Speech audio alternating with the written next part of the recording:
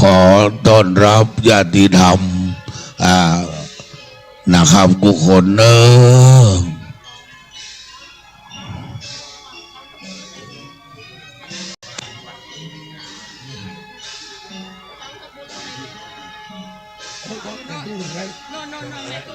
เจ้านะครับขอต้อนรับเนอะพ่อแม่ศรัทธาสาธุชนคนจังหวัดเชียงใหม่จังหวัดลำพูนจังหวัดลำปางอันเป็นญาติธรรมของท่านอาจารย์พระมหาวิษณุสี่ขึ้นพระพุทธศาสนาจังหวัดเชียงใหม่ทวันหน้าตัวแทนท่านมหาออกแล้วจะประกาศว่าวันนี้วันศีลเนอะผู้จารเมืองลำพูนก็ขอพ่อบุญธรรมใช้การเหมือนเดิมเนอะถ้าหูวันเนี่ยมันจรมันศีลมันอยู่บ้านมันไปนอนเหี้ยไปเลยอย่างพ่อบุญธรรมเนี่ยมันอยู่บ้านตลอดอย่างเฮาเนี่ยไปได้แวดไปบืนแวบมาวันพวกนี้เป็นวันอัฐมีบูชาเดือน8 แห่ม 8 ค่ำเป็นวันอัฐมีบูชาท่านสถานีออกก็พระบุญธรรมเนอะพระบุญธรรมอาราธนาศีลเนอะพระบุญธรรมก็จะทำตลอดนะครับเนอะเรื่องวิทยุขอยกคือพระบุญธรรมหรือว่าเป็นผู้หลักผู้ใหญ่ของพวกเรามาโดยตลอดนะครับแม่จันดีอำเภอสันทรายก็มาถึงแล้วขอบคุณนะวิดีเนอะอายุมั่นยืนยาวได้กินได้ทานตลอด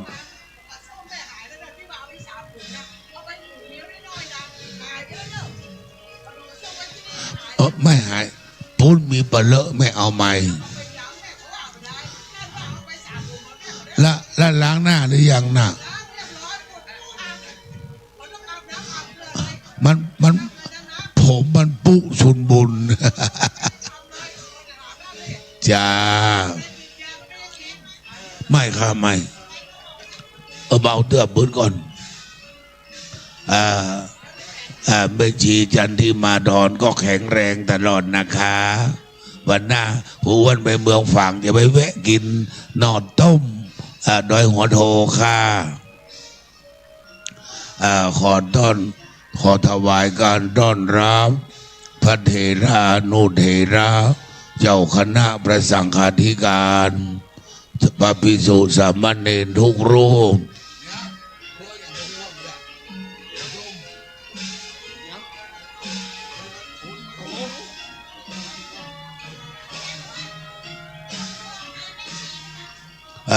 โรงทานของแม่ชีจันทิมาพรช่วยกันอุดหนุนนะคะคุณแม่ทั้งหลายขึ้นไปข้างบนคือนั่งข้างๆวิหารด้านใต้ตรงกลางเป็นที่รับรองของพระเจ้าพระสงฆ์นะคะร่วมด้วยช่วยกันนะคะวันนี้ขึ้นศรัทธาสาธุชนจะมากันเป็นจำนวนมากแม่บุญสายก่อนเจอนะแม่เนอะชอบกินข้าวกินน้ำก่อนแม่ข้าวต้มก็มีแล้วว่าไม่เห็นหน้าแม่ครูรัตดาเพื่อนรักเลย Good morning teacher แม่รัตดาเนี่ยใครใจไก่นั่นเนอะตั้งแต่วันที่25ชนะทุกวันนะเธอทุกวันทุกคืนค่ะแจงจานขนมอุ้ยมีหน่อย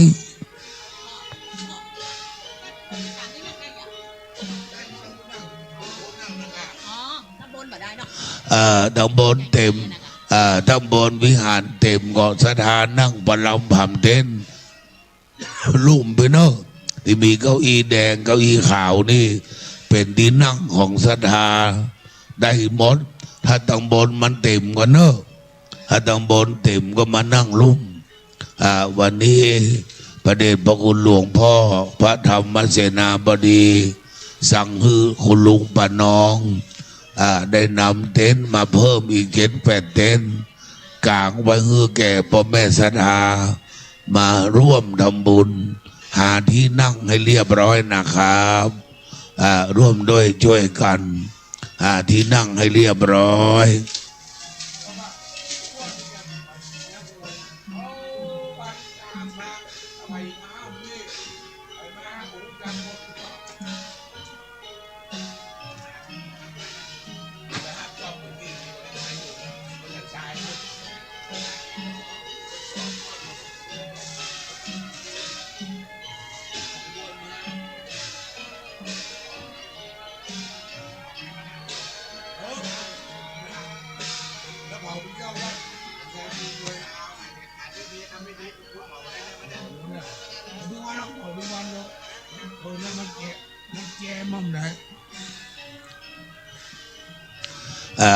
ญาติธรรมทุกที่ทุกแห่งนะครับพวกเรายังแข็งขันมาให้กำลังใจตุหลวงใหม่คือท่านพระบรมสุรศักดิ์โสภณจิตโตหรือท่านพระบรมสันติลูกพระลูกเนรเอาอายุ27 ภาษา7จบปริญญาตรีเป็นที่เรียบร้อยนะครับก็ขอขอบคุณเนอะขอบคุณทุกท่านด้วยช่วยกันเอาน้ำเขาแจ่หั่นแจ่นี่ขึ้นมาบนวิหารก่อนไปกราบพระเจ้าองค์หลวงกราบสรีระมหากรถ้ามันมีที่นั่งก็ลงมานั่งลุ่มไปเนอะลงมานั่งลุ่มไปอาจารย์เชื่อการหน่อยการพิจารณามันหลายหรอกตุลุงขอมาเล่นลายแล้วนอกก่อนพี่ตุลุงว่าขอมาเล่นลายคลายเครียดนี่ครับให้มันเต็มมาดูเนาะแบ่งหมุนเข้ากันไปช่วยกันเนอะลูกพระลูกเนรช่วยกันพิจารณาคือแก่ศรัทธาสาธุชนนะครับ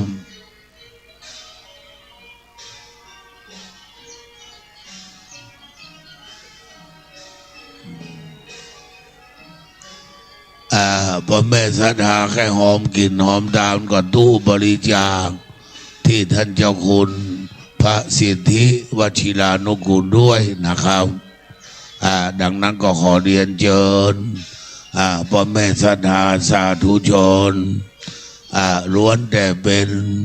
พุทธศาสนิกชนร่วมด้วยช่วยกันนะครับร่วมด้วยช่วยกันได้ดูได้แลแม่เอาตำส้มเผื่อวิพังเนอร์ร่วมด้วยช่วยกันร่วมด้วยช่วยกันนะคะดังนั้นวันนี้เราช่วยกันช่วยกันทุกอย่าง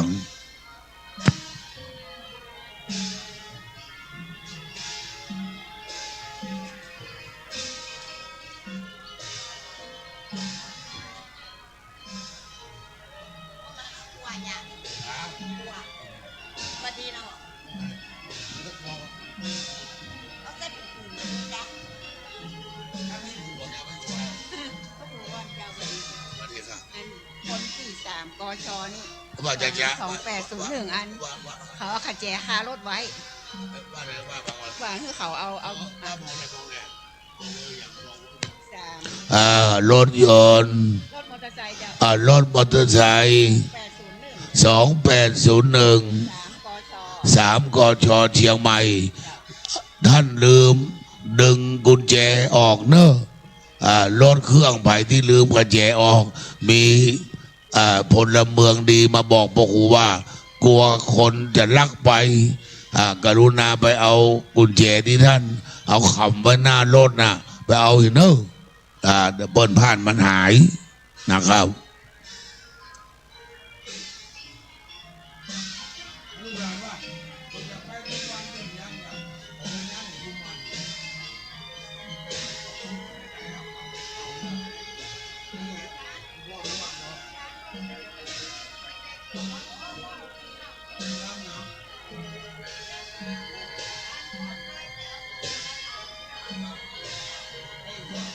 Hey, what my name now?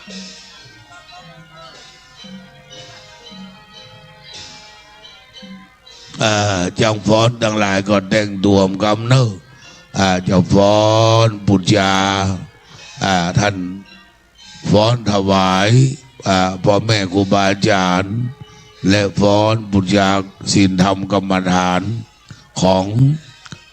ท่านอาจารย์พระมหาวิษณุจารุธรรมโมแถมครั้งหนึ่ง9 โมงครึ่งเนศรัทธาสาธุชนก่อนจะกลับบ้านปนันล่าเจ้าของโครงการที่เพิ่นปลูกทุกอย่างที่อำเภออมก๋อยแล้วก็ประกาศซื้อมาโดยแถมเพิ่นปลูกแถมศรัทธาอมก๋อยหอมแถมพี่น้องมางานบุญวันนี้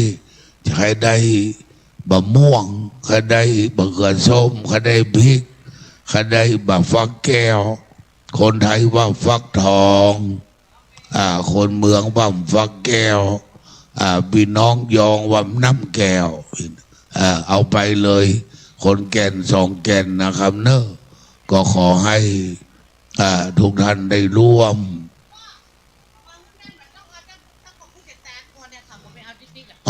เบิ่มมาได้ตาลเด้อเนอะบนนั้นล่าเบิ่มได้ตาลเด้อฟังเอาเด้อฟังอะไรก็ดื่มได้เฮ้ยบางคนก็ว่าไปเอาเลยบางคนว่าเบิ่มได้ตาลเด้ออย่างใดกันนะบรรดาลเนี่ยก่อนนอนี่มนต์ดูเจ้าไปปั่นบอลเนี่ยก่อนพระเจ้าพระสงฆ์เครือข่ายวัดเจดลินเมื่อท่านฉันพระทหารเช้าโอ้แม่เครือวันบ้านหนองเดาคำตำบลป่าไผ่บัดนี้อันนี้ก็รุ่น1วัดเจดลินเนอะอันแม่เครือวันรถมากี่กันรถตู้1 คันขอบคุณค่ะ thank you ตะกี้ก็แม่แสงจันทร์บ้านประเมือดบ้านประแดดบ้านประไพอำเภอสันทรายก็รถ2 กันขอบคุณค่ะ thank you พดงอนมาเนอะพระบุญธรรมบอกว่ามาตึงวันเป็นประธานตรงนี้พ่อบอกว่าหนูจักพระเจ้าพระสงฆ์แล้วก็ท่านพระบรมสุรศักดิ์ว่าอุ้ยต้องมานั่งเป็นเก้าเป็นการนึกหลานเนี่ยเนอะเพราะอุ้ยครูจักคนหลายอุ้ยครูเป็นคนแล้วก็ดูเจ้าใหม่นี่ก็เป็นลูกเป็นหลานเขาโดยก็มาช่วยส่งเสริมบารมีธรรมเนอะเอาดีเจมาละอาจารย์บุริชาติคำปันรองผู้อำนวยการสถานีวิทยุขึ้น96กันบังจนใส่แม่ครูยาว่ะแม่ครูยาสันเดอแต่งแค่มันไม่ใช่มาให้จนแม่ครูมาให้เกิดแม่ครู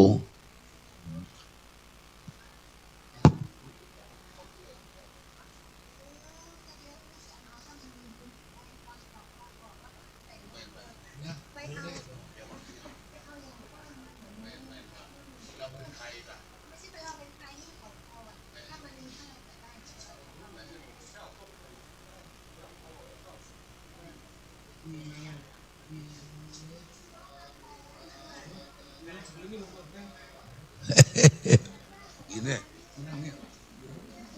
คุณน้ำจีมาก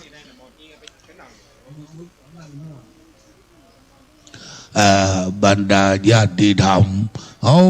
ไวสาท่านเจ้าวาดวัดไซมูลเมืองตำบลพระสิงห์เขต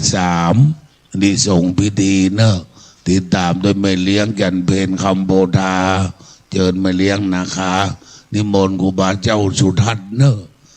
ครูบาเจ้าขึ้นไปครูบาเพิ่นมาถึงวันเด้นะเขาขบวนฮักกันแต่เอาพระเอาเนรมาช่วยแล้วนี้เป็นส่งพิธีนิมนต์นะครับจะได้สู่ธรรมนิยามถวายพรพระนะครับพ่อแม่ศรัทธาสาธุชนหลั่งไหลกันเข้ามาเป็นประวัติการเนอะ7 วันมา50 วันมาแม่สวัสดีครับ100 วันมาแล้วก็ปงศพแถม เอาจะแต่งชุดขาวลากประสาทประตูเบาะ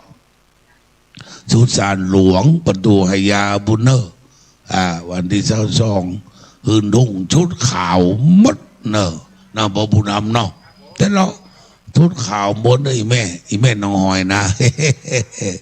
พระหลวงกระมนก็เหมือนกันนะนุ่งพระด้อยขาวเนี่ยแบกตุงสามหางเนอะพระหลวงมนเนอะมันเบิงดิ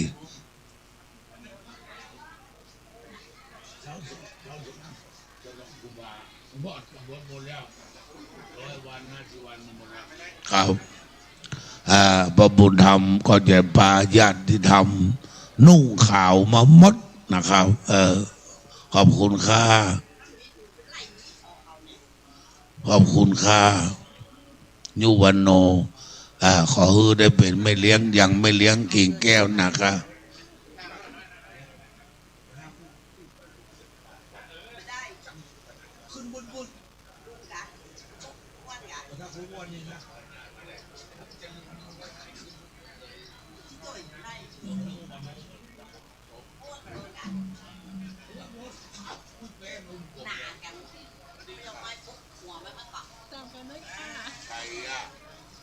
อยู่ไม่วางบ้านน้ำ โอ้พี่น้องบ้านไกย้อนบ้านน้ำต้นบ้านหิมวางบ้านประแดดพี่น้องอำเภอแม่วาง5 ตำบลแม่วินตำบลบ้านกาดตำบลดอนเบาตำบลทุ่งปีและทุ่งหลวงทองก็มาเสนอตัวแล้วเนอะขอบคุณและขอต้อนรับญาติธรรมนะคะสวัสดีค่ะ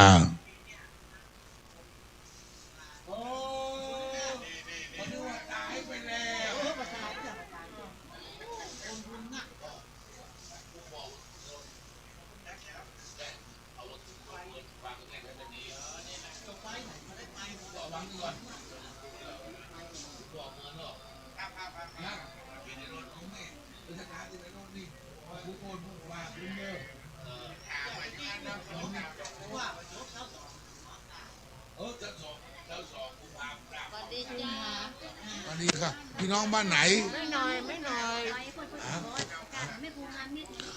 แม่ครูงานนิดมาเอาผ้าสบายนี่เนอะเอากะทีนี้เขาหอมไม่ตายเท่ามาโอ้โหวันนี้เนอะอย่าง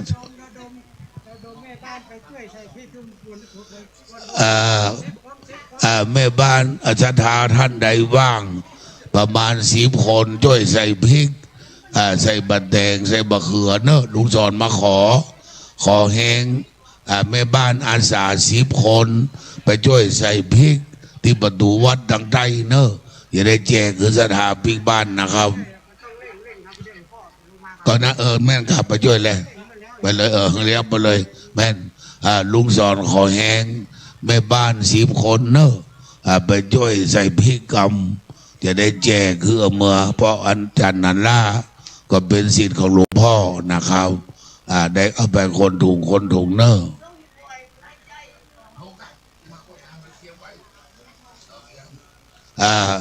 ไม่แบ่งแม่สีทองไปดาครัวอันสุมาควดานเบิดเจอพอบุญธรรมเป็นคนโยงขันสุมาควดานเพราะนาน74วันนี้ไปเป็นบุญญาณวัดคอกหมูป่า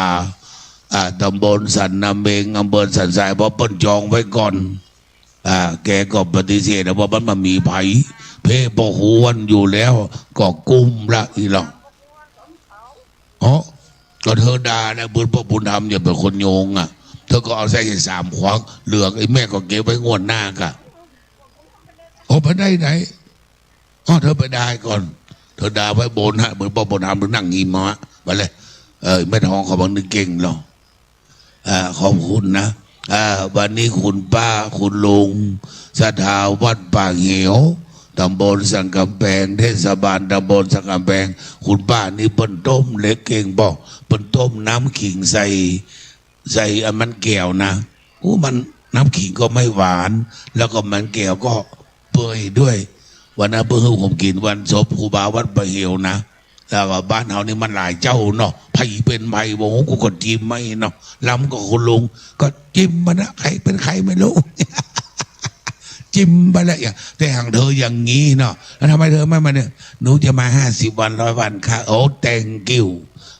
เธอหลวงมิตรลำน้ำบัวบกคนเมืองว่าน้ำผักนอก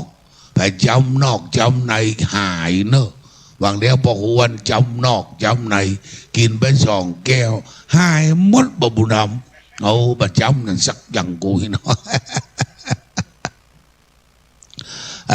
ดีใจนะครับเห็นคลื่นสีขาวคือคลื่นแห่งคุณงามความดี มาทุกที่ทุกทางตั้งศพตั้งแต่วันที่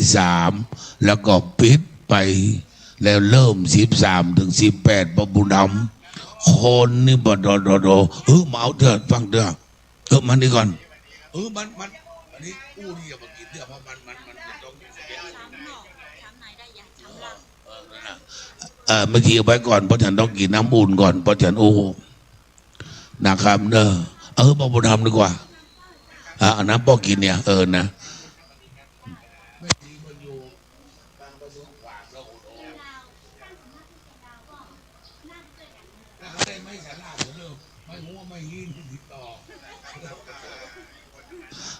สวัสดีค่ะกุดอันนี้แม่เดี๋ยวก่อนเธอเพื่อนฉันเนาะเธอชื่ออย่างอ๋อแม่ครูบุญที่ว่าอำเภอเมืองลำพูนเพื่อนควรนี่เพื่อนวิเลยครูเชียงใหม่นี่คือเพื่อนวิเลยครูเชียงใหม่แม่ครูบุญที่ว่าข้าราชการครูบำนาญนะคะพวกเราเพื่อนกันแม่ครูทองสุขกินมาลีก็มาแล้วค่ะมีไหนแม่ครูทองสุขวันนี้แม่ครูGood morning teacher แอนรับพึ่งแผ่วแม่คำปอก็มาแล้วเนอะคำปอนัดน้องเมื่อก่อนงามสวยดังล่ำดังลอยเอ็นบัตอุยปอ แม่ทั้งหลายแม่ชุติการบอกว่าขอแรงคุณแม่โบแม่ถามผมถามนี่แม่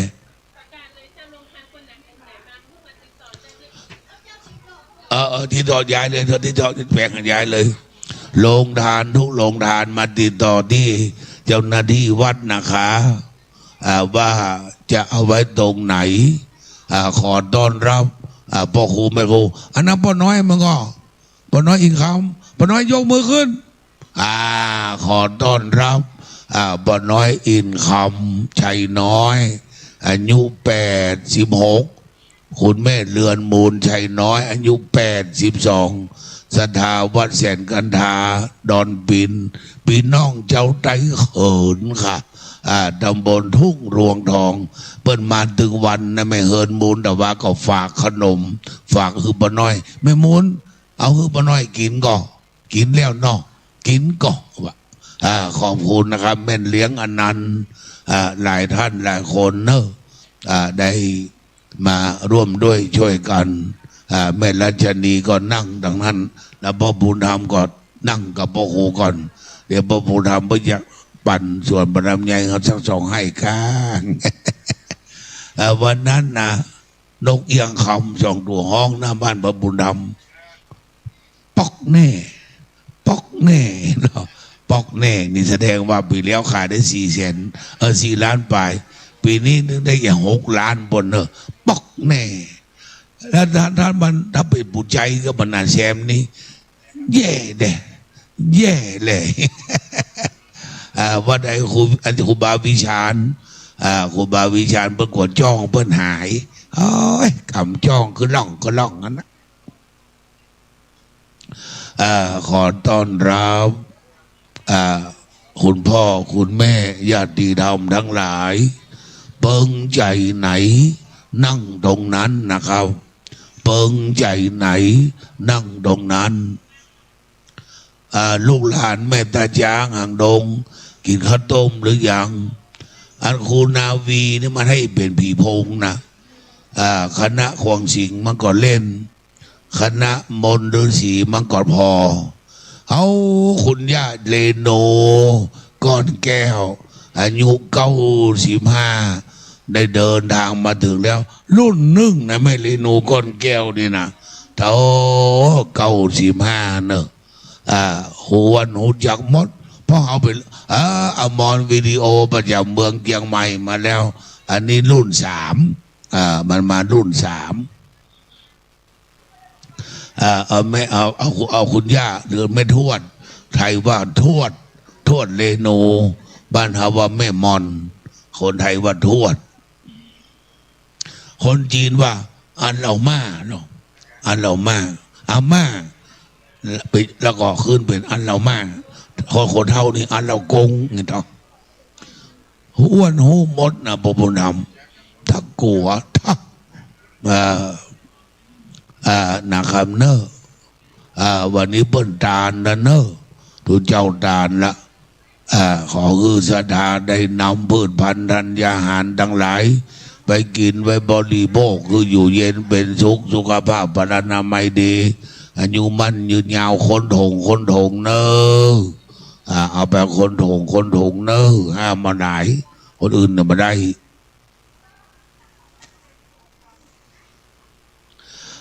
จ้างฟ้อนทั้งหลายเขียนคิ้วมันเท่ากันเนอะ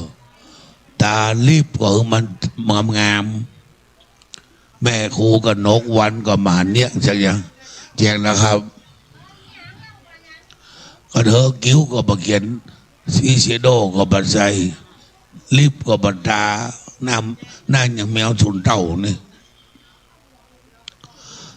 จ้างฟ้อนนางลำเกียมเนอะ9 โมงครึ่งเอาจะฟ้อนคนละถุงมาฟักคนละแกนมาฟักคนละลูกคนละแกนก่อนลูกสอนไปเดือนเขาแล้วไม่แช่แทบเลยคนละลูกค่ะอัน2 ลูกไปของลุงสอนอาบุสอนนี่เพิ่มกินมาใช้เหี่ยวหลับตับเต็มไปมาเป็นแฟนมาอันกนกวันวะกูมาเอาเชียวมึงหิวยังหำกูนี่พระหลวงกำมลรูปหล่อแม่ครูกนกวันว่า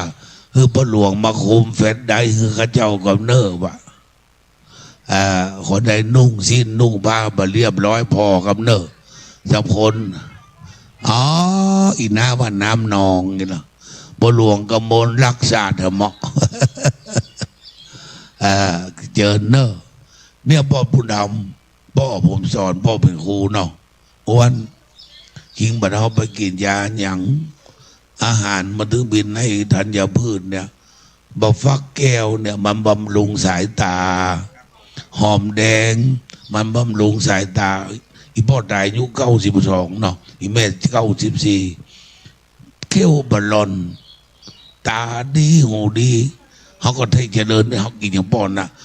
คิงร้องพอเราพี่น้องยางงอนไหนหรอคิงหันมันใส่แว่นก็มาใช่หรอ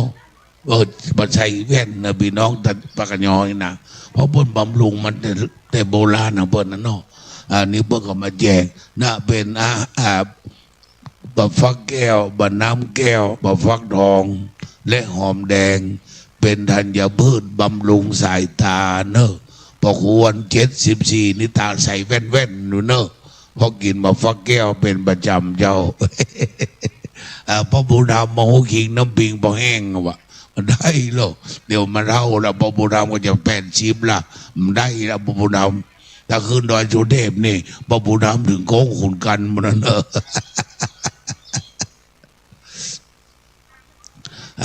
ไว้สาพระเจ้าประสงค์พระภิกขุสามเณรทุกรูปไม่ใส่เพศที่มันนึงเตียวมันขึ้นลงไม่ใส่เพศยังมันเตียวหา คุณแม่นี่เป็นมันเตียวเนอะใบชาพระเจ้าประสงค์มาแทนไปเขาว่าโอ้ครูบาเจ้าวัดสำเภาเนอะเปิ้นทำบุญวันกันตันอยู่3 วันเปิ้นนึกมาเอาควรสวรรค์เปิ้นฮักนัน74ฮักนันพงบุญเอานี่มันกำมึนเนาะชู้มาได้ ศรัทธามี8 หลังคาวัดเจดลินมีหลังคาสักหลังพกมึนท่านมาหาถึงเพราะที่มีแม่ครูยาหนุนก้นหรอกแม่ครูยาว่าเตอหรอเอามาทุกวันได้คะแนน1ท่านพระครูบุญญากรวิโรธเจ้าคณะตำบลพระสิงห์เขต2วัดเจดลินขึ้นต่อวัดบันเต้าท่านพระครูมาทุกเช้าทุกเย็นเนอะไหว้สาจุดนโยงนะครับวันนี้ส่งพิธีคือเจ้าอาวาสทุกวัดในตำบลพระสิงห์เขต1เขต2เป็นส่งพิธีสวดพระพุทธมนต์ธรรมนิยามสูตรถวายพรพระนะครับ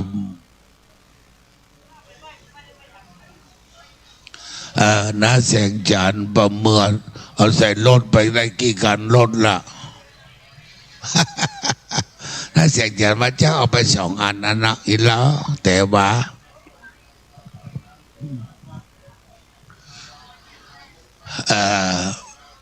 หันพ่อแม่ศรัทธาบูชา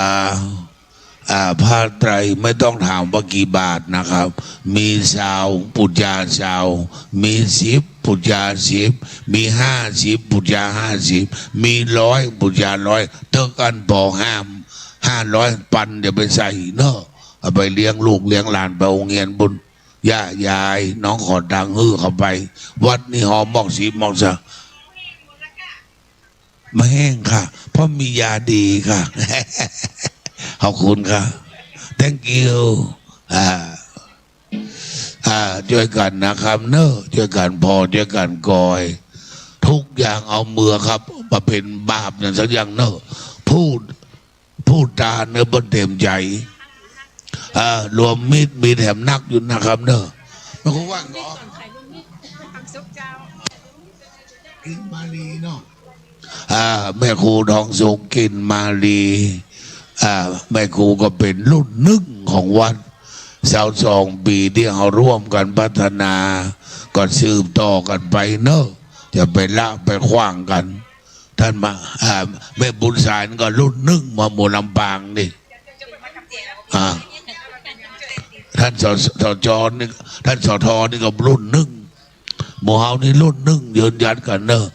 อยู่ตรงนี้อยู่ที่นี่สร้างความดีต่อไปนะครับ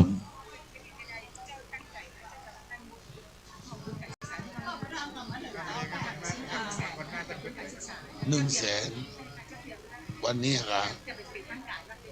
โอ้ได้ครับมีอยู่คือแม่ครูถวายหลวงพ่อใหญ่หลวงพ่อใหญ่ได้หลวงพ่อใหญ่มอบเพื่อนน้ำมงค่ะดีก็งามนะได้แต่พูดอย่างนั้นว่าที่แม่ครูเก่าไหมแล้วแม่ครูถวายหลวงพ่อเป็นเกียรติแล้วหลวงพ่อก็มอบเพื่อนน้ำมงแล้วงามแต่ถ้าหลวงพ่อเป็นแบบว่าแล้วจะมีพวกจะซื้อเส้นใดมีเนี่ยถ้าเขาบอกกันก่อนพวกจะพอดำเนินการได้หมดนะเงินเศษซองไปเลยแล้วเขาจะไปเขียนเดี๋ยวจะให้ปอกอันปอกอันเดี๋ยวเขาบอกของลูกจะเอาเรื่องเซอร์ไพรส์ก่อนอยากค่าได้มาคงได้ค่าได้ค่ะบุญบารมีนี่มีแท้นะครับเนอะพ่อแม่ศรัทธาสาธุชนช่วยกันนะครับช่วยกันพอช่วยกันกินช่วยกันทานเดี๋ยวพระเดชพระคุณหลวงพ่อใหญ่มาเขาก็ได้ถวายการต้อนรับถ้าเบิ้ลมาศรัทธาฟังเนอะว่าบัดนี้พระเดชพระคุณหลวงพ่อพระธรรมเสนาบดีเจ้าคณะภาค7ประธานสงฆ์ได้เดินทางเมืองแล้วพวกเราศรัทธาสาธุชนญาติธรรมปนมมืออินะปนมมือ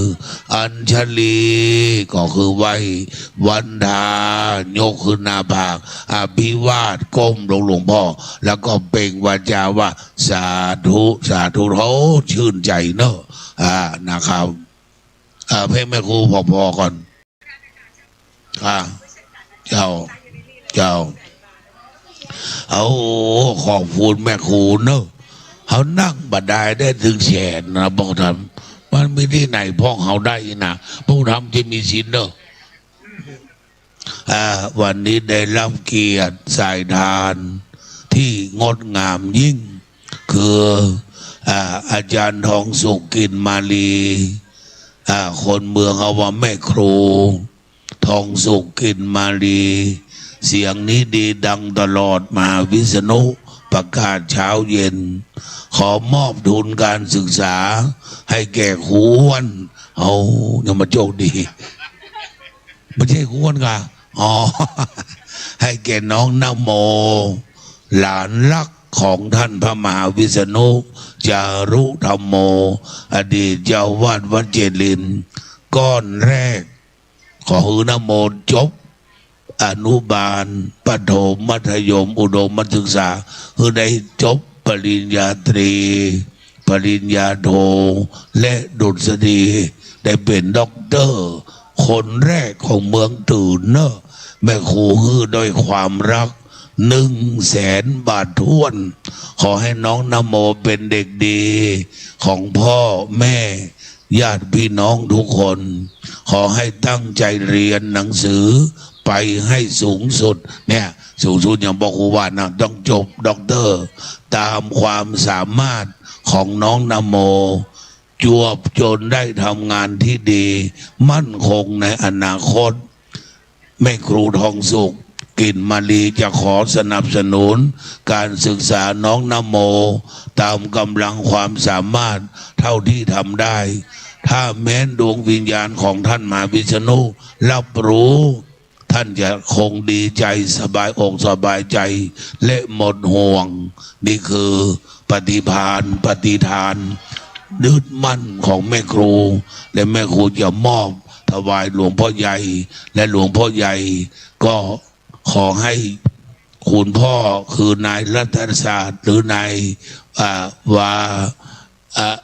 วาสีและแม่ของน้องนโมพานโมแต่งตัวให้เรียบร้อยงดงามมารับทุน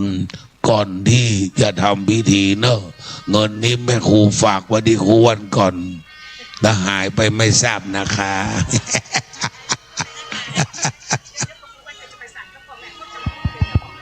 เป็นยังไงเดี๋ยวเบาครับพี่ขานทรายจะหายเจ้าบอกว่าตั้งโต๊ะ VIP นี่1 โต๊ะเลยได้ก็เตรียมระยะเธอเขานั่งก็หลวงพ่อฉันเข้าตรงนี้หลวงพ่อจัดที่กุฏิและ VIP แขกประชาชนเนี่ยแขก VIP อ๋อก็ได้ก็เป็นยังเธอเขาจัดการอ๋อได้ค่ะ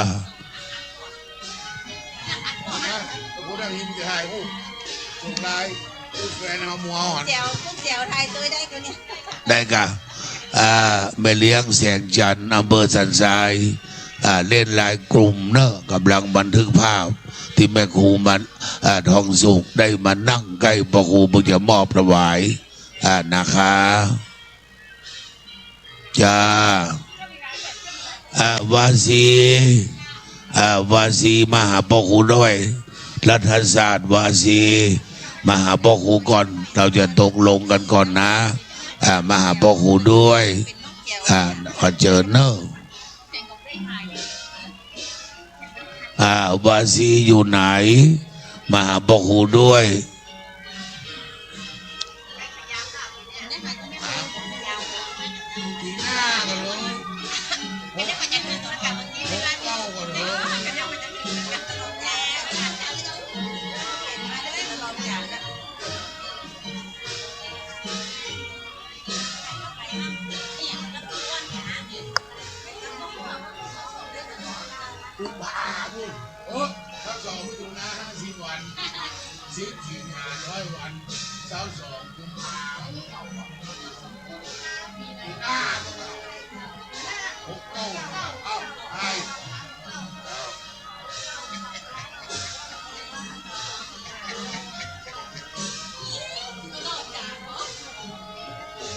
ความสุข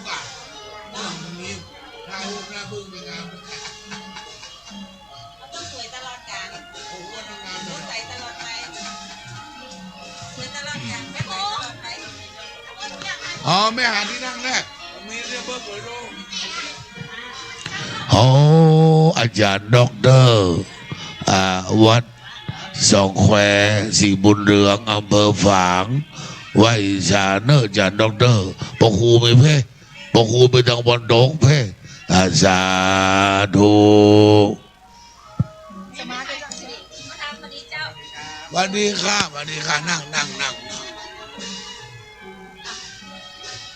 มีใครหลายๆค่ะคุณ หลายของนะตรงนี้ อาจารย์หลานไม่ได้เลยนั่ง เอาไม่ได้งงไม่ น้อย อ๋อ เฮ้ยห้องบาซีมาปกครูครับ โอ้ยจุมาเตอะ ไม่ได้งงนั่งตรงนี้แต่ไม่ต้องฟังเจ้า คุณแม่เรนูก้อนแก้ว95มานั่งใกล้ปกครูวันเป๊ะถ่ายหมดก็ถ่ายหมดเนี่ยถ่ายหมูเฮาเนี่ยค่ะถ่ายทุกคน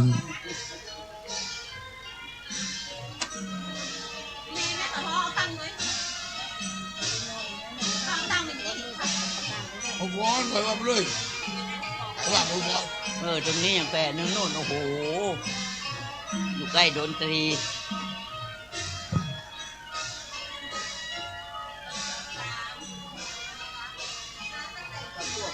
นู่นนะจ้างเขาเถอะเรามาคนเดียว แม่กล้องเพื่อนกรรมแม่ นั่นนี่ว่าเจ้าเอาแม่สุแม่ตาสุภามาบัดเดียวว่ะ ถ่ายรูปเพื่อนกรรม คนเดินมาเนอะ มาแล้วเนี่ยแม่ถ่ายรูปเพื่อนกรรม เด็กกับเพื่อนนั่งเนี่ย วันนี้พระครูไก่พลอยวัดหมู่บุญกับแม่ละออมาตั้งโรงทานข้าวซอย100 กิโลเนอะขอให้ญาติธรรมทั้งหลายได้มามาอุ้ยนี่ก่อน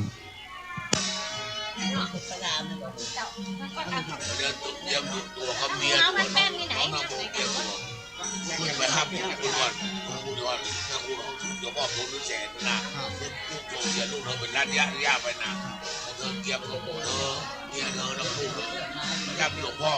เนอะฟังอย่างประกาศนะเกียบไว้ลูกสาวเธอ เฮ้ยอย่าพุ่งนี่ นัทสวัสดิ์เกียมตัวไปที่ดีจ้างฟ้อนเกียมตัวเนอะ9:15นะ9:00เขาจะฟ้อนถวายหลวงพ่อไว้สานะครับด้านครูบาอ้วนรองเจ้าวาดวัดจังตองแต้มนิมนต์ขึ้นบนวิหารหลวงเนอะพระสงฆ์พิธีนะครับแม่บุญสายเอาน้ำแก้วเมืองตื่นไปกินลำปางให้ไม่ใช่เนอะนะเอาเมื่อคนแก่นสองแก่นเนี่ยเอาไปกินน้ำปางปนหนามันเอาไปปุ้นไปหายห้ามหมูเหลืองเนอะคนเป็นแฉนบนเนี่ย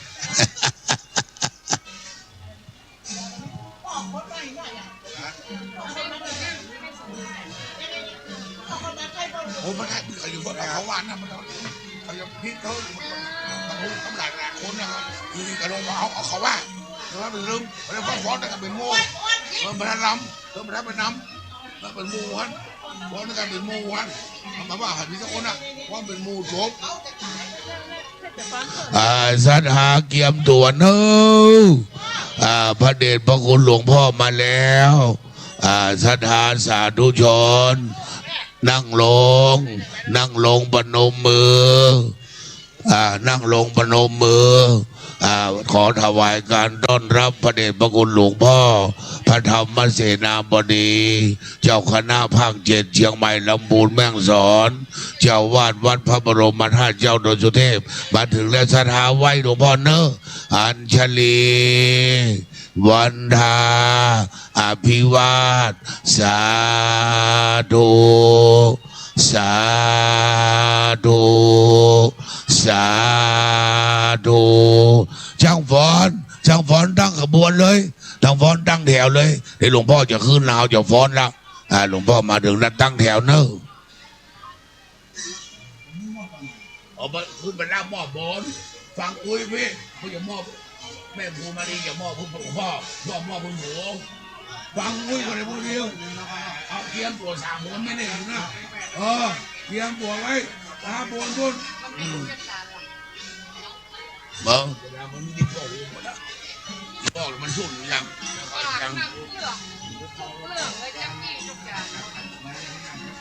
าหน้ากันศรัทธาแบ่งหนทางของหลวงพ่อ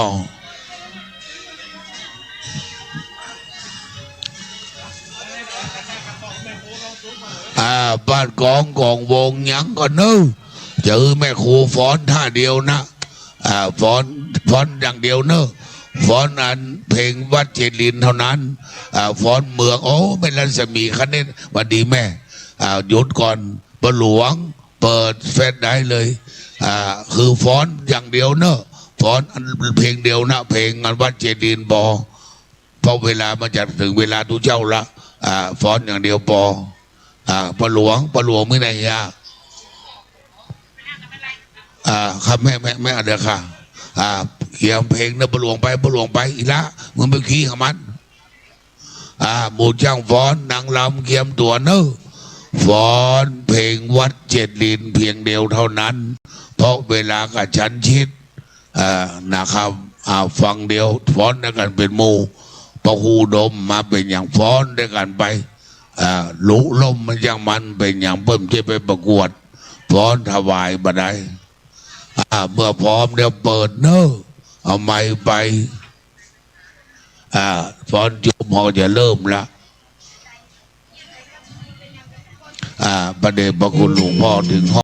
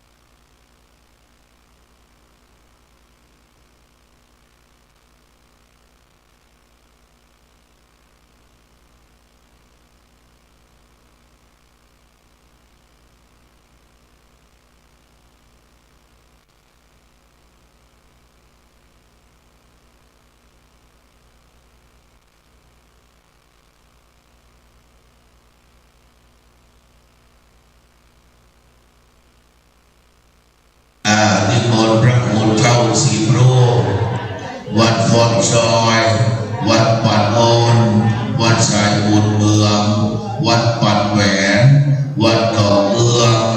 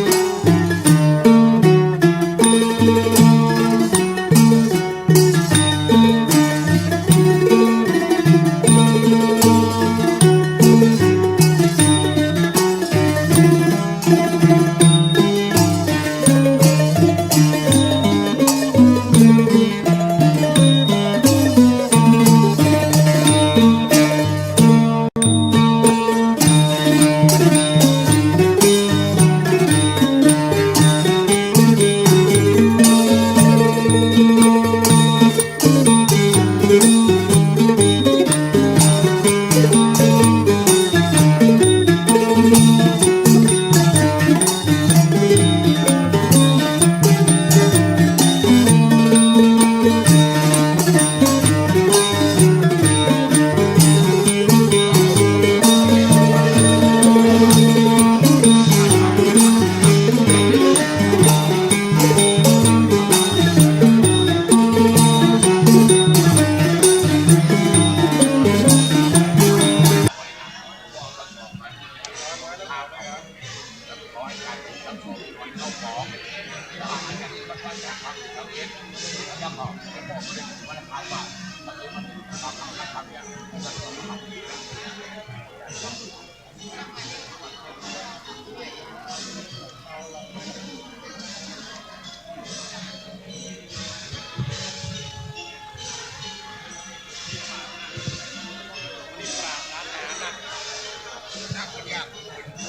รื่องแล้วก็เขาวัดมาเขาพูดหลบ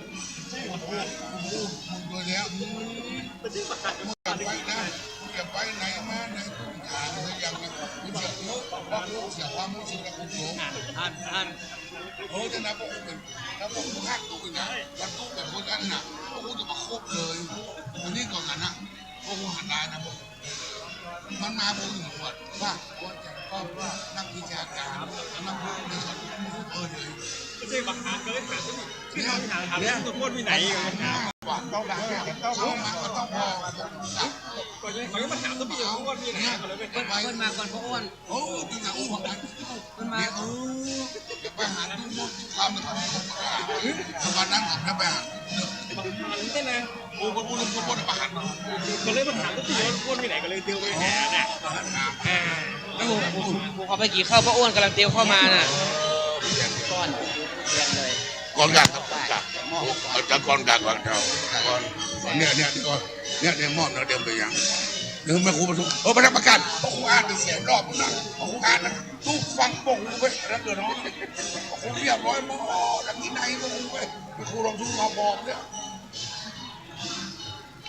อันนี้เริ่มแล้วบาทกองวงเมตตาจ้างศิลป์ลงเพลงเนอหยุดเนอ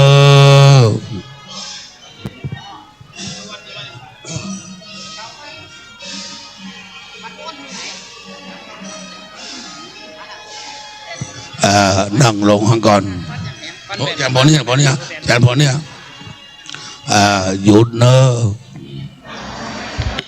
พ่อแม่สถาฟังเนอเงียบเนอบัดนี้แม่ครูทองสุขกินมาลีข้าราชการครูบำนาญท่านรู้ท่านเข้าใจท่านบอกว่านโมเป็นเด็กดีเป็นหลานของพระมหาวิษณุจารุธรรมโม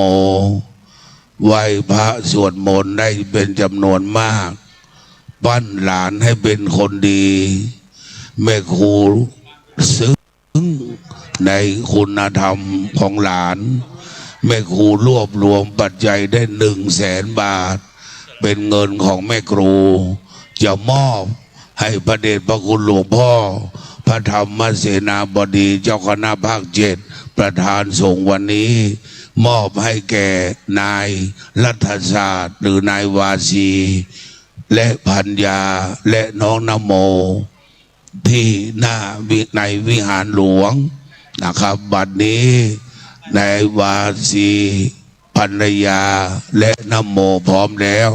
แม่ครูได้ถวายเงินให้หลวงพ่อและหลวงพ่อจะมอบให้วาสีได้ส่งเสียลูกจนจบปริญญาตรีมหาบัณฑิตปริญญาโทดุษฎีบัณฑิตปริญญาเอกต่อไปพวกเราพนมมือร่วมด้วยกับแม่ครูสาธุสาธุสาธุขอสมเจตนาลมของแม่ครูด้วย100,000 บาทนะครับ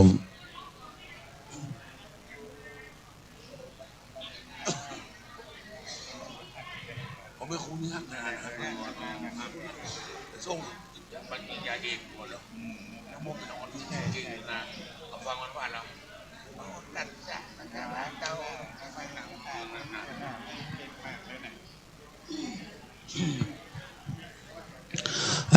และถ่ายหน้ารูปของหลวงลุงด้วยนะ นะครับ ให้วาสีกับพัญญาได้เลี้ยงดูน้องนโมจนสำเร็จการศึกษาพนโมเป็นเด็กดี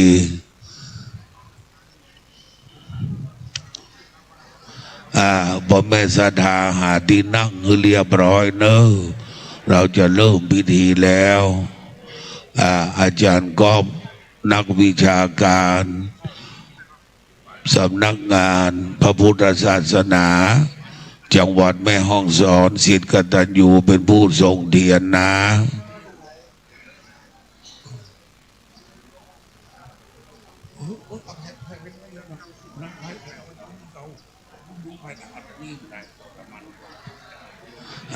ทุกท่านนั่งลงเนอะนั่งลงให้เรียบร้อยได้เวลาแล้วนะ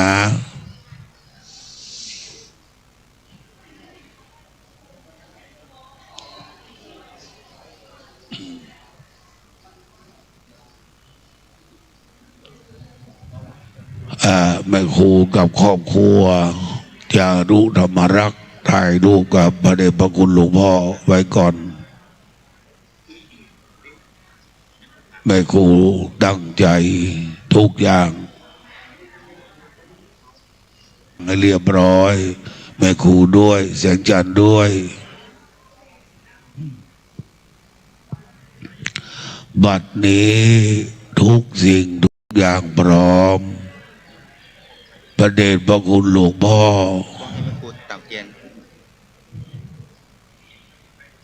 และพระเดชพระคุณหลวงพ่อก็เมตตาให้แม่ครูทองสุกินมาดีได้จุดธูปเทียนบูชาพระรัตนตรัยด้วยอาจารย์ก๊อฟพวกเราประนมมือเงียบนะครับแม่ครูทองสุกินมาดีได้จุดเทียนเล่มที่หนึ่งบูชาพระธรรมแห่งพระพุทธเจ้าบูชาพระวินัยแห่งพระพุทธเจ้าธูป3 ดอกบูชาพระบริสุทธิคุณพระปัญญาคุณพระมหากรุณาธิคุณแห่งองค์สมเด็จพระสัมมาสัมพุทธเจ้าใจดีคือพระพุทธใจบริสุทธิ์คือพระธรรมใจงามคือพระสงฆ์พระพุทธช่วยนำพระธรรมช่วยแต่งพระสงฆ์ช่วยแจ้งตัวเราคือแหล่งทำแต่ความดีต่อไปจะจุดเครื่องทองน้อยบอกกล่าวแก่คุณงามความดีของท่านพระมหาวิษณุจารุธรรมโมศิษย์ยอดกตัญญูไวสาพระปลัดสุรศักดิ์โสภณจิตโตผู้รักษาการเจ้าวาดวัดเจดลินได้ขึ้นจุดธูปเทียนเครื่องทองน้อยศรัทธาสาธุชนประนมมือสาธุสาธุสาธุขอกราบเรียนพ่อครูวันลบนามวงผมด็อกเตอร์ประธานวัยยาวัจกรวัดพระบรมธาตุเจ้าดอยสุเทพและวัดเครือข่ายประเคนขันขอนศิลป์ที่ครูบาเจ้าเมธาวัดฝนซอยกราบเรียนอาจารย์ด็อกเตอร์ครับผม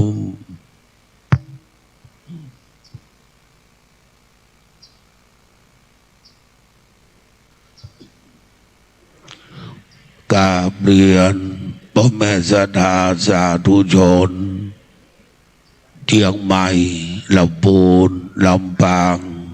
มาร่วมงานเป็นจำนวนมากประนมมือบัดนี้เราจะไหว้ยังพระโบสถ์พระบาทพระธาตุพระธรรมพุทธปิมปาสารูปเจ้าเก่าใหม่ใหญ่น้อยอันทะปนาตั้งไว้อย่างทิศทั้งสี่อุตระหนเหนือวัดจังดองแต้ม บุพพะหนวันออกวัดหมื่นตูมดังกินะหนใต้วัดฟ่อนซอยทิศตะวันตกวัดปันแหวนและมัชชิมะตรงกลางวัดหนองจลินวัดเจ็ดลินคำวัดเจ็ดลินก็เป็นหนึ่งเดียวเท่านั้นทานันตรวิเศษกลางเวียงเจียงใหม่ณบัดนี้กราบหนึ่งกราบสองกราบสามได้ก้าวเก่าปูจาไฟไหวพระตามแบบเบาโบราณล้านนาเจียงใหม่เจ็ดลินบ้านเราเอมินาสังกาเลนาพุทธังอภิปูชยามาเอมินาสังกาเลนาธรรมังอภิปูชยามาเอมินาสังกาเลนะสังฆังอภิปูชยามาอะระหังสัมมาสัมพุทโธภะคะวาพุทธังภะคะวันตังอภิวาเทมิสวากขาโตภะคะวะตาธัมโมธัมมังนะมัสสามิสุปฏิปันโนภะคะวะโตสาวกสังโฆสังฆังนะมามิดังอกดังใจสมาทานหับศีลจากท่านพระครูเมธาธรรมประยุทธ์หรือครูบาเมธาเจ้าวาดวัดฟ่อนซอยประธานสวดพระพุทธมนต์สืบไปมายังพันเตติสระเนนะสังหาปัญจศีลานิยาจามาดุติยัมปิมะยังพันเตติสระเนนะสังหาปัญจศีลานิยาจามาตาดิยัมปิมะยังพันเตติสระเนนะสังหาปัญจศีลานิยาจามานะโมตัสสะภะคะวะโตอะระหะโตสัมมาสัมพุทธัสสะนะโมตัสสะภะคะวะโตอะระหะโตสัมมาสัมพุทธัสสะนะโมตัสสะภะคะวะโตอะระหะโตสัมมาสัมพุทธัสสะนะโมตัสสะภะคะวะโตอะระหะโตสัมมาสัมพุทธัสสะนะโมตัสสะภะคะวะโตอะระหะโตสัมมาสัมพุทธัสสะนะโมตัสสะภะคะวะโตอะระหะโตสัมมาสัมพุทธัสสะพุทธังสรณังคัจฉามิพุทธังสรณังคัจฉามิธัมมังสรณังคัจฉามิธัมมังสรณังคัจฉ ฉามิ สังฆังสรณังคัจฉามิ สังฆังสรณังกัจฉามิ ทุติยัมปิพุทธังสรณังคัจฉามิ ทุติยัมปิพุทธังสรณังกัจฉามิ ทุติยัมปิธัมมังสรณังคัจฉามิ ทุติยัมปิธัมมังสรณังกัจฉามิ ทุติยัมปิสังฆังสรณังคัจฉามิ ทุติยัมปิสังฆังสรณังกัจฉามิ ตาติยัมปิพุทธังสรณังคัจฉามิ ตาติยัมปิพุทธังสรณังกัจฉามิ ตาติยัมปิธัมมังสรณังคัจฉามิ ตาติยัมปิธัมมังสรณังกัจฉามิ ตาติยัมปิสังฆังสรณังคัจฉามิ ตาติยัมปิสังฆังสรณังกัจฉามิ ปานาติปาตาเวระมณีสิกขาปะทังสมาธิญามิ ปานาติปาตาเวระมณีสิกขาปะทังสมาธิยามิ อตินนาตานาเวระมณีสิกขาปะทังสมาธิญามิ อาดินนาตานาเวระมณีสิกขาปะทังสมาธิยามิ กาเมสุมิจฉาจาราเวระมณีสิกขาปะทังสมาธิญามิ กาเมสุมิจฉาจาราเวระมณีสิกขาปะทังสมาธิยามิ มุสาวาตาเวระมณีสิกขาปะทังสมาธิญามิ มุสาวาตาเวระมณีสิกขาปะทังสมาธิยามิ สุราเมรยะมัชฌัปปมาตัฏฐานาเวระมณีสิกขาปะทังสมาธิญามิ สุราเมรยะมัจจปมา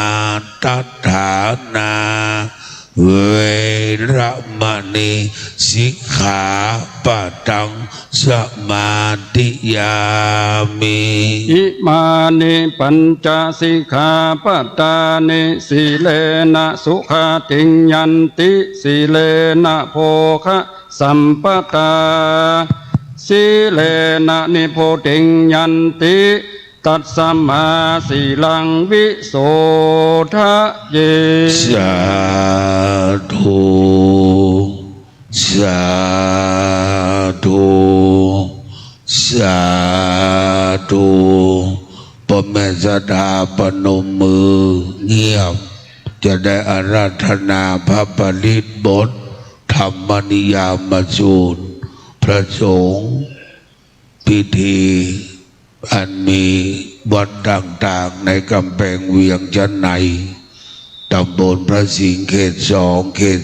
3 และตำบลสีภูมิบางส่วน10 รูปอันเป็นพระที่จัดสวดพระพุทธมนต์ธรรมนิยามถวายพรพระและจะได้โอกาสเวนทานกล่าวคำถวายเข้าประเคนก่อนรับพรพระเดชพระคุณหลวงพ่อใหญ่จะกล่าวสัมโมทนียกถาให้พวกเรานำมาประพฤติปฏิบัติจนถึง50 วัน 100 วันและกำหนดประชุมเพลิงในโอกาสต่อไปพ่อแม่ศรัทธาพนมมือเงียบเนอวิปัสสิปฏิภาหายาสัพพะสัมปติสิทธิยาสัพพะทุกขวินาศายาธรรมนิยามาสุตังปรูธามังคะลังวิปัสสิปฏิภาหายาสัพพะสัมปติสิทธิยาสัพพะพยาวินาศายาธรรมนิยามาสุตังปรูธามังคะลังวิปัสสิปฏิภาหายาสัพพะสัมปติสิทธิยาสัพพะโรคะวินาศายาธรรมนิยามาสุตังปรูธามังคะลังนะโมตัสสะภะคะวะโตอะระหะโตสัมมาสัมพุทธัสสะนะโมตัสสะภะคะวะโตอะระหะโตสัมมาสัมพุทธัสสะนะโมตัสสะภะคะวะโตอะระหะโตสัมมา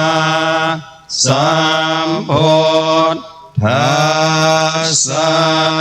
พุทธังสรณังคัจฉามิธัมมังสรณังคัจฉามิสังฆังสรณังคัจฉามิทุติยมปิพุทธังสรณังคัจฉามิทุติยมปิธัมมังสรณังคัจฉามิทุติยมปิสังฆังสรณังคัจฉา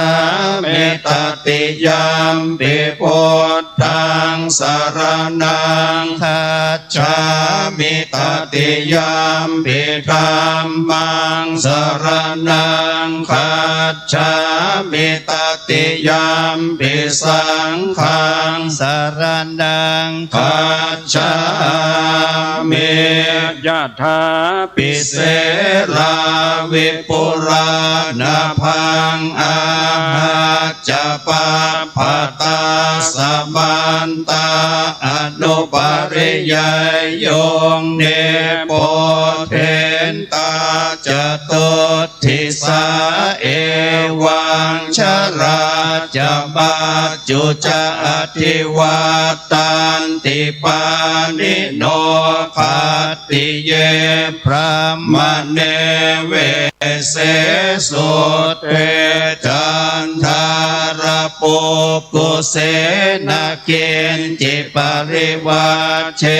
ติสัพพเมวะทิมัทตินาตถาทินังภูมินาลธานังนาปัตติยานัสสะปิมันตโยเทนะสักกาเชตุงพระเนนวัตสมาหิปันติโตโปโสสัมปัสสังอัตถมาตโนโพเทธา มเมจะสังเคจะเทโรสัทธานิเวสเยโยธรรมจาริกาเยนวาจายอุทธเจตสาอิเทวะนังบาสังสันติเปจะสักเคปโมทติยัสสะสัทธาตถาคเตอาจาราสุปฏิทิตาสีลัญจยาสกัลยานังอริยกันตังปัสสังสิตังสังเกปัสสะโทยัสสะทิอุจุภูตังจะทัสสนังอัตริโทติตังอาหุอโมคันตาสชีวิตังตัสมา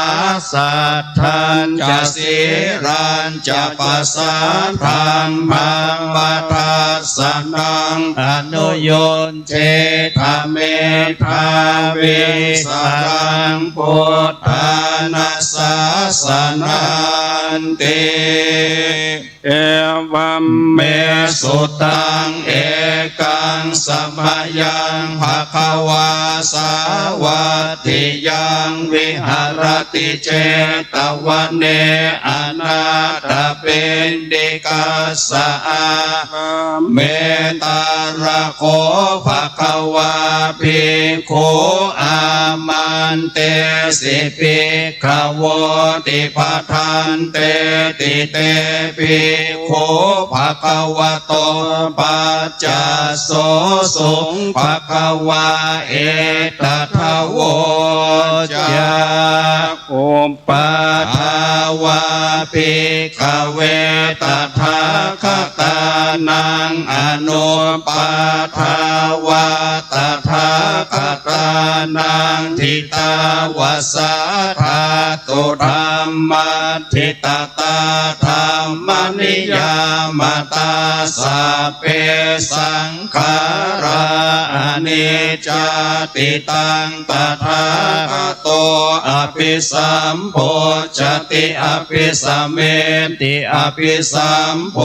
จิตวาอภิสัมเมตวาอาจิขติเทเสติปัญญเปติปัฏฐเปติวิวัลติวิปัชติอุตตานิกโรติสัพเพสังขาราอนิจจติอุปาทาวาภิกขเวตถาคตานังอนุปาทาวาตถาคตานังทิตาวสาธาตุธรรม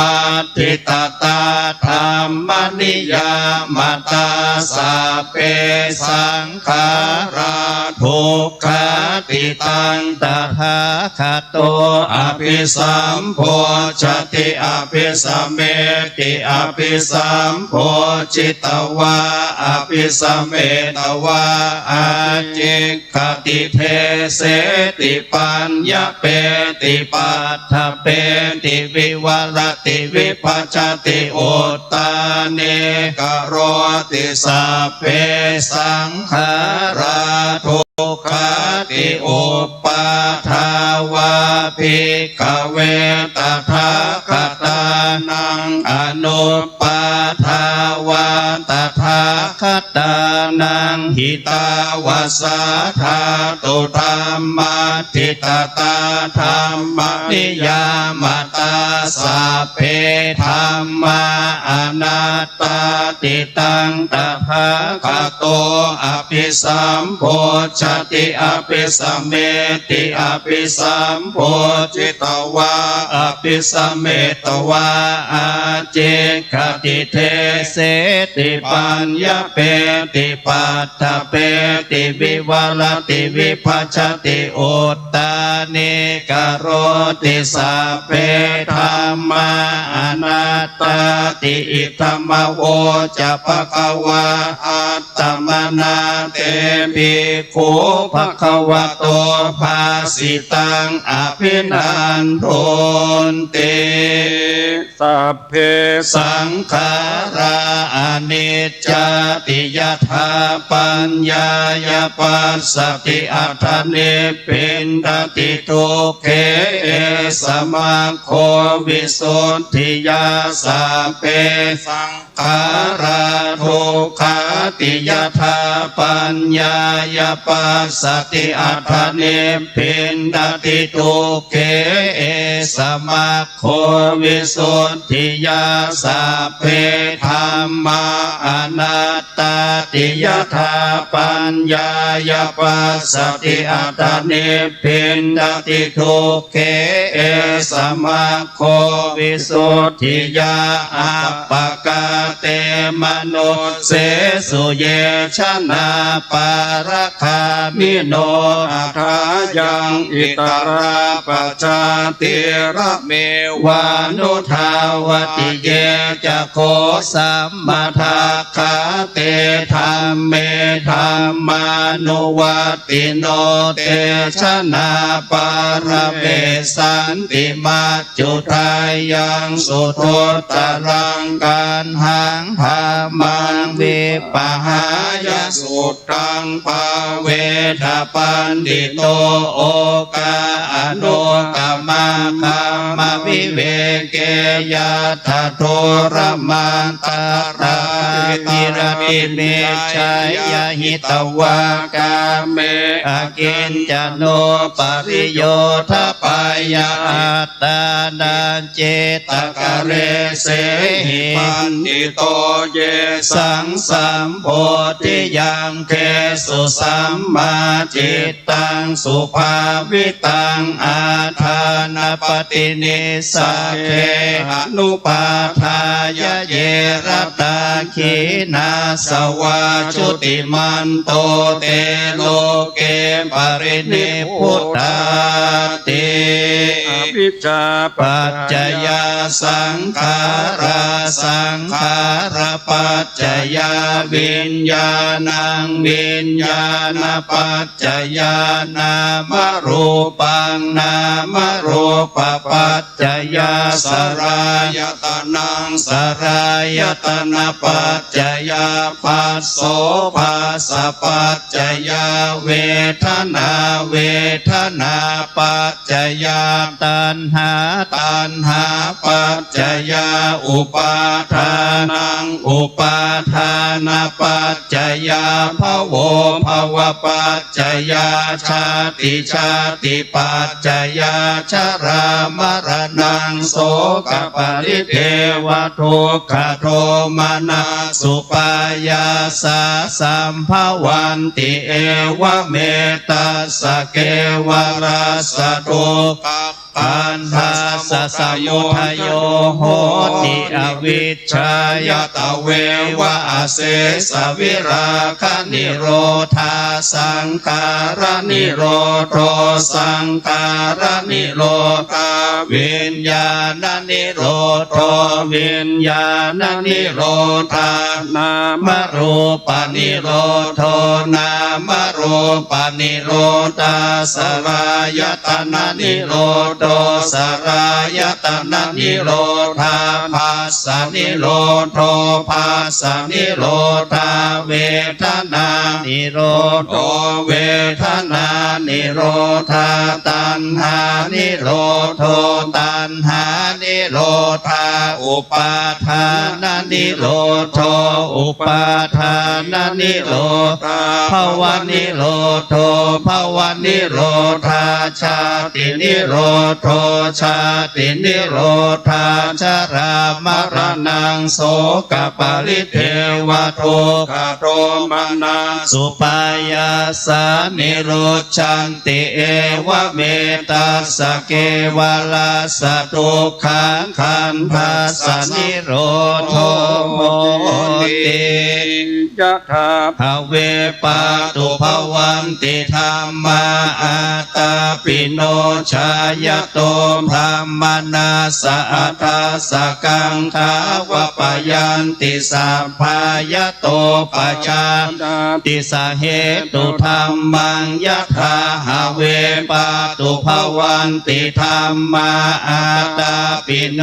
ชายโตพรหมนาสะอัฏฐสะกังขาวปยันติสัพพายโตขยังปัจจยานังอเวทิยถาหาเวปาตุภวันติธรรมาอาตาปิโนชายโตพรหมนาสวิโทปยังติทติมาราเสนังโสโลวะโอภาสยมาตะเรคันเตอติตังนามวาคามายนาปฏิกังเขอนาคตังยะถติตัมปะหินันตังอาปาตังจะอนาคตังปัจจุปันนังจะโยธัมมังทัฏฐตาสวิปัสสติอสังหิรังอสังขุปังตังวิทธามโนหะเยอัจเชวกิจจมาตาปังโกชัญญามรณังสุเวนะหิโนสังขรันเตนะมหาเสเนนะมัจจุนาเอวังวิหาริมาตาปิงอโหรัตมตันติตังตังเวพันเตกรันโตติสันโตอาเจขเตมุนิติอิติปิโสภะคะวะอะระหังสัมมาสัมพุทโธวิชชาจรณะสัมปันโนสุขโตโลกวิทูอนุตตโรปุริสธรรมสารติสัตตาเทวมนุษย์สานังพุทโธภควาติสวากขาโตภควตาธัมโมสันทิฏฐิโกอากาลิโกเอหิปัสสิโกโอปัญญิโกปัจจัตตังเวทิตาโพวินโยเหติสุปฏิปันโน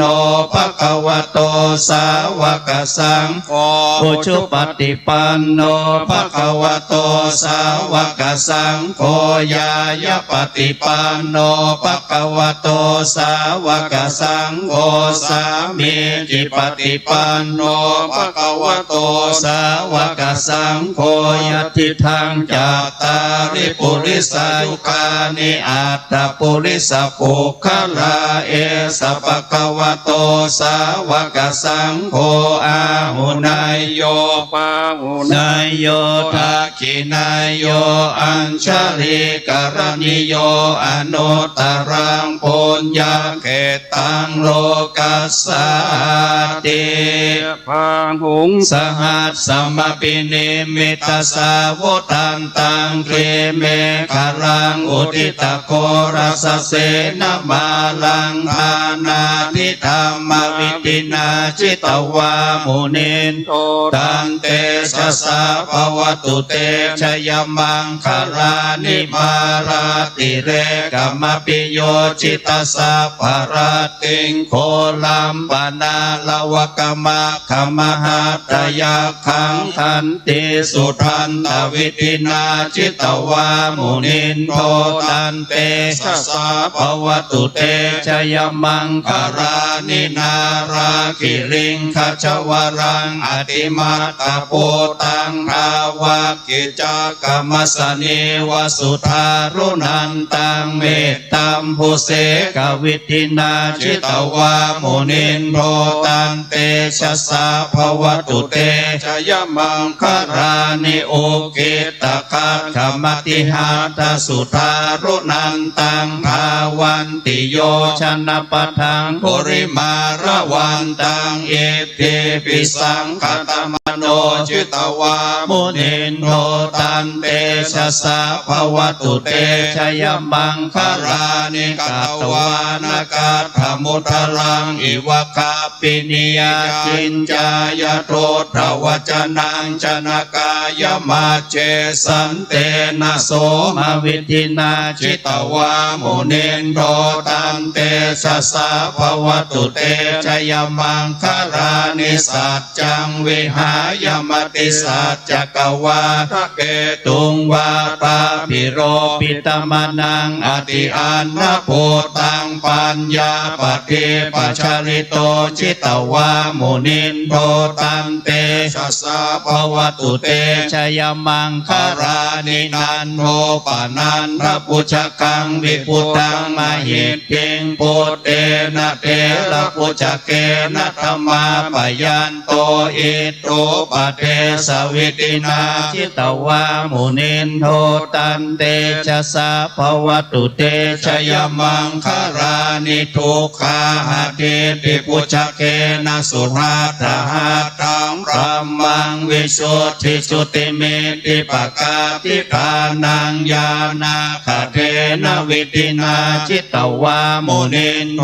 ตันเตชะสะภวตุเตชยมังคารานิเอตาปิโพธชยมังคลาอัตถกาทาโยวาจโนทินาติเนสรเตมาตันเตหิตวานาเนกวิวิธานิจุปัฏฐวานิโมกขังสุขังอธิกมายนโรสปัญโยมหาการุณิโกนาโทหิตายาสัพพปานินางโปเรตวาปารมีสัพพปัตโตสัมโพธิโมตตมังเอเตนะสัจจวาเจนะโหตุเตชยมังคลังชยันโตโพธิยาโมเลสักยานังนันทิวัฒโนเอวังตวังวิจโยโหหิจยาสุจยมังคะเรอปราชิตปัลลังเกสีเสปตวิปุกะเลอภิเสเกสัพพพุทธานังอาคัปปัตโตปโมทติสุนัขขัดตังสุมังพลังสุปปาตังสุโหติตังสุขโนสุโมโหตโตจะสุเยตังพระมจาริสุปทักขินังกายกรรมังวาจากรรมังปทักขินังปทักขินังมโนกรรมังปณิทิเตปทักขินาปทักขินานิกัตวานรพันตเทปทักขิเนภวตุสัพพมังคารังราคันตุสัพพเทวตาสัพพพุทธานุภาเวนัสสัทธาโสติภวันตุเตภวตุสัพพมังคารังราคันตุสัพพเทวตาสัพพธรรมานุภาเวนัสสัทธาโสติภวันตุเตภวตุสัพพมังคารังราคันตุสัพพเทวตาสัพพสังฆานุภาเวนัสสัทธาโสติภวันตุเตสาธุสาธุสาธุลำดับต่อไปจะได้สู่มาควรทานโอกาสเวรทานเจิญคุณพ่อบุญธรรมชัยการบ้านหมู่เบิ้งเมืองละบูนที่ป่าเฮาฮับศีลกับมหาวิษณุ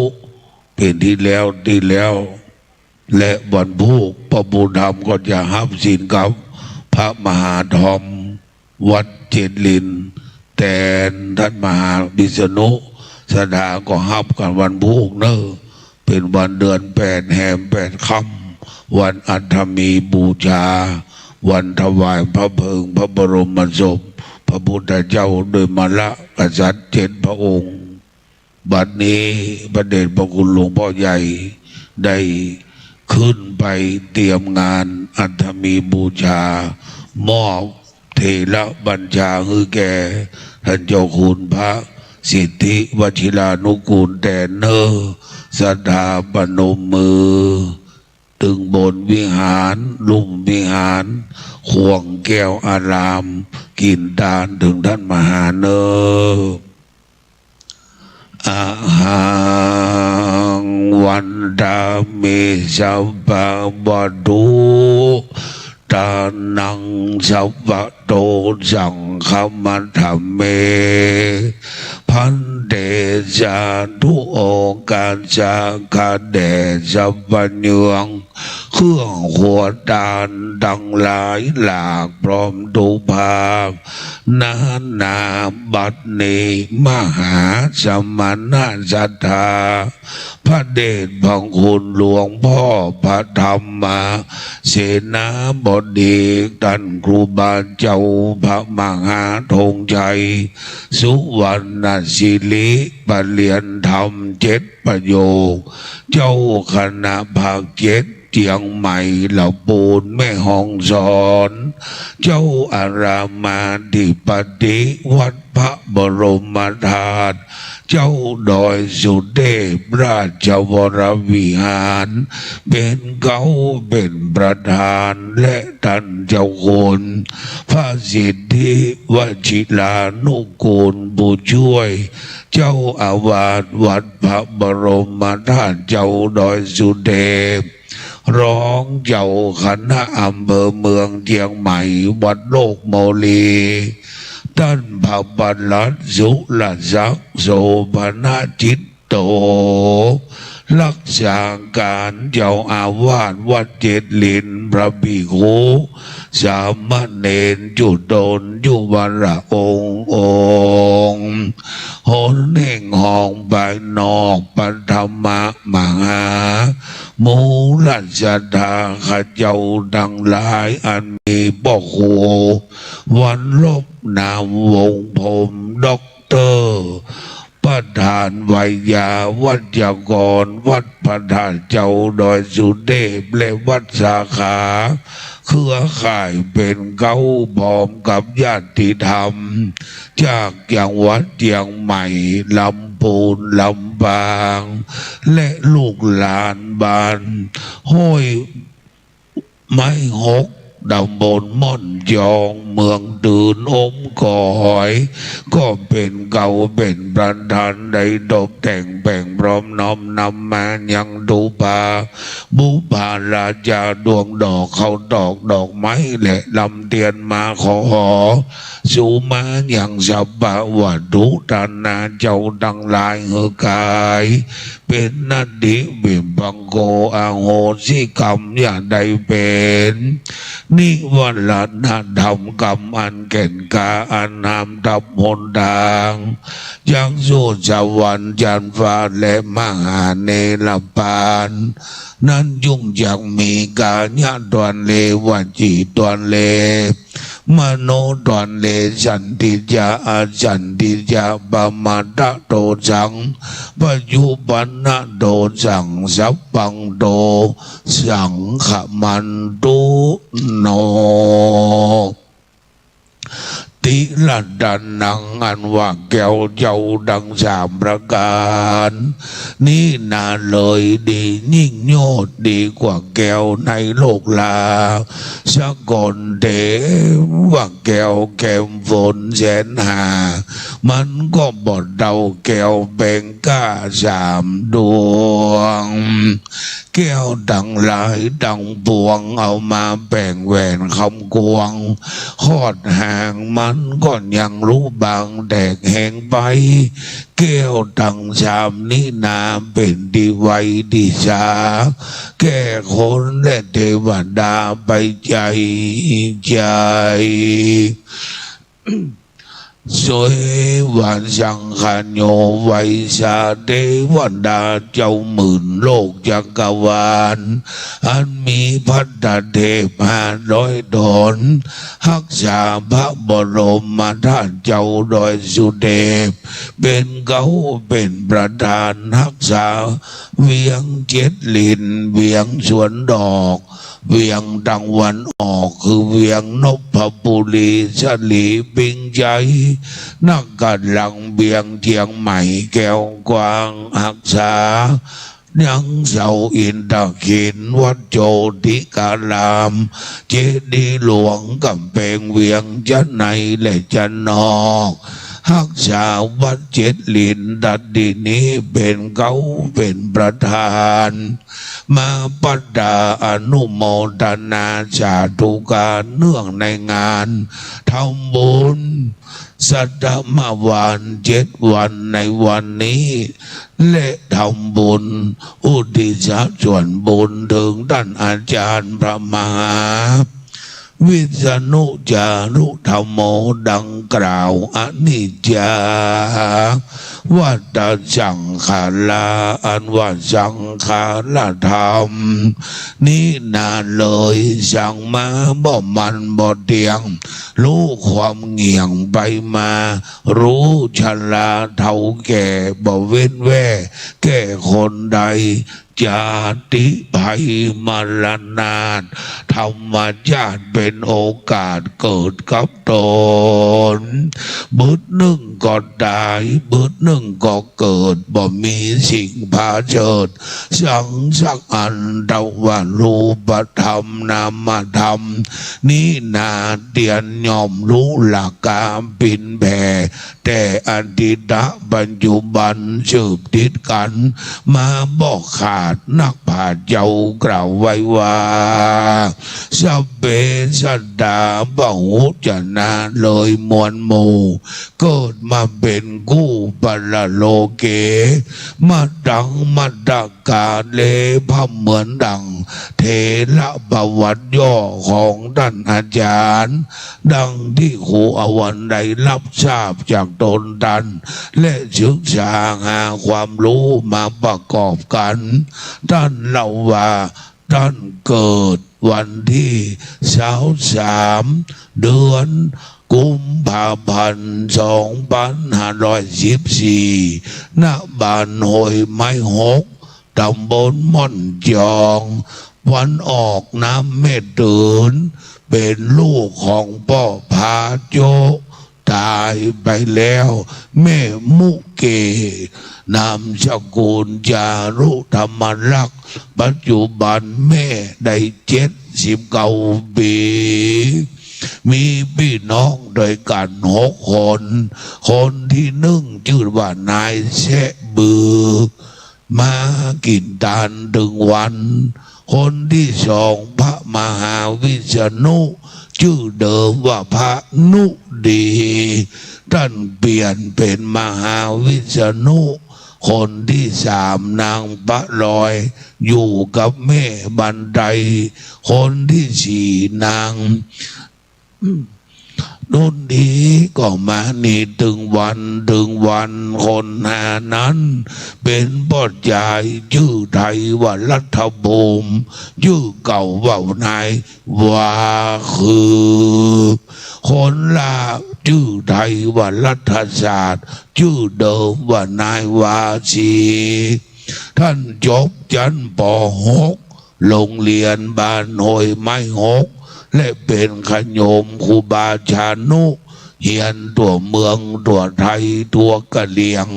ที่วัดดอยจอมหมอกบันเกิดอายุได้15 ปีครูบาชานุป่าขึ้นมาวัดชัยพเกียรติอันเป็นวัดเจ้าคณะอำเภอรูปแรกคือพระเดชพระคุณหลวงพ่อท่านพระคุณสถิตธรรมคณีครูบาจันแก้วทิฏฐธรรมโมนอนเนื้อเชื้อวัดดอยจอมแจงเมืองดืนท่านขึ้นมาอยู่เพท่านเป็นพระอุปัชฌาย์แต่ท่านบวชท่านก็ไปนิมนต์หลวงพ่อท่านพระครู สุวรรณสารพิชิตครูบาเจ้าสนิทสุวรรณสาโลอันเป็นเพื่อนสหธรรมิกเจ้าคณะตำบลจังการวัดจังกองมาเป็นพระอุปัชฌาย์แล้วดันก็คืนไปอยู่พระธาตุเจ้าดอยสุเทพสอบนักธรรมดีโทเอกและปรริญญาธรรม1 2ใดบุญดันลองใดก็ครูบาอาจารย์นุเอาไปอยู่วัดพระพุทธบาทตากพาตำบลมะกอกอำเภอป่าช้างก็ไปเรียนสำนักเรียนจังหวัดลำพูนก็สอบปรริญญาธรรม3 ประโยคใดท่านก็เปลี่ยนชื่อไว้ว่าวิษณุคนดังหลายก็ฮ้องว่าพระมหาวิษณุจารุธรรมโมต่อมาครูบาอาจารย์นุก็ย้ายท่านบิ๊กคืนสู่วัดพระธาตุเจ้าดอยสุเทพก็ตั้งใจเฮียนปรริญญาธรรม4 ปรริญญาธรรม5 ประโยคได้เป็นที่เรียบร้อยและจบปริญญาตรีพุทธศาสตร์บัณฑิตมหาวิทยาลัยมหาจุฬาลงกรณราชวิทยาลัยวิทยาเขตเชียงใหม่วัดสวนดอกพระอารามหลวงแล้วก็ลงมาอยู่กันที่วัดโลกโมลีตามดังที่ดอกเตอร์ดวงคำได้ก็ถูกทุกประการต่อมาและท่านก็ได้อุปสัมปทาเปกขะเมื่ออายุ21พ่อว่าบิ๊กมาเปิกที่บ้านเกิดเมืองนอนท่านก็บิ๊กไปเขาโบสถ์พัทสีมาวัดแฉนทองตำบลอมก้อยอันมีพระเดชพระคุณหลวงพ่อท่านพระครูอมรสารธรรมท่านครูบาตวนอมรธรรมโมเจ้าคณะอำเภออมก้อยรูปดวน2วัดบ้านหลวงอมก้อยเป็นพระอุปัชฌาย์พระทวีศักดิ์แสนทองเป็นกรรมวาจาพระนันเลศอันอยู่แสนทองก็เป็นพระอนุสาวนาจารย์จาเติกไดจารุธรรมโมพิกมาอยู่ที่วัดโลกโมลีดังกล่าวแล้วหลวงพ่อได้มาขึ้นวัดลางคือวัด7 หนอง7 ลินอันเป็นวัดกษัตริย์สร้างเมื่อเมืองเชียงใหม่ตังบนมุตตาทรงน้ำพระเจ้าเมกุฏสุทธิวงศ์น้ำทรงดังหลายรวมกันเป็นหนอง7 ลินห้างมาประมาณ50-60 ปีสมัยสงครามโลกครั้งที่2หลวงพ่อก็มาบูรณะใหม่ส่งวิษณุมาอยู่ได้22 ปีสร้างคุณงามความดีปรากฏไว้คือวิหารโบสถ์หลังใหญ่และเสนาสนะต่อมาท่านก็ปากินปาตานไปโน่นไปนี่คุณงามความดีก็มีมากกว้างก็บ่อาจจักอ้างใดเจ็บไข้ใดปัญญาเป็นธรรมดา25ท่านบ่สบายก็ไปอยู่ห้องยาตึกสงหมอก็มาวิเคราะห์วิจัยว่าท่านเป็นมะเร็งขั้นสุดท้ายถึงเวลาวันที่2 พฤษภาวัดโอ้ยน้องอันว่าความได้ท่านเจ้าก็มามรณภาพลงเมื่อเวลา11:10 พระเดชพระคุณหลวงพ่อก็บอกคือเครือข่ายว่าคืออาราธนามาตั้งไว้กลางวิหารหลวงรดน้ำศพบรรจุศพเป็นที่เรียบร้อย1 คืนตัดวันมามันเป็นงานส่งน้ำพระบรมธาตุเจ้าหลวงพ่อก็คือเก็บไว้13 14 15 16 17 และ18มีเดชมีสวดกำหนด ว่าไว้เจ้าสองมิถุนาปัญญาสมวาน10 สิงหาสัตมวาน100 วันเจ้าสองกุมภา68กำหนดการเลิกซากส่งสังการรากประสาทสู้สุสานหลวงประตูเสหายากระทำการเลิกซากดังกล่าวบัดนี้ได้อังการรัตนาประจังขเจ้าตำบลพระสิงห์เขต1เขต2เขต3ตำบลสีภูมิบางส่วน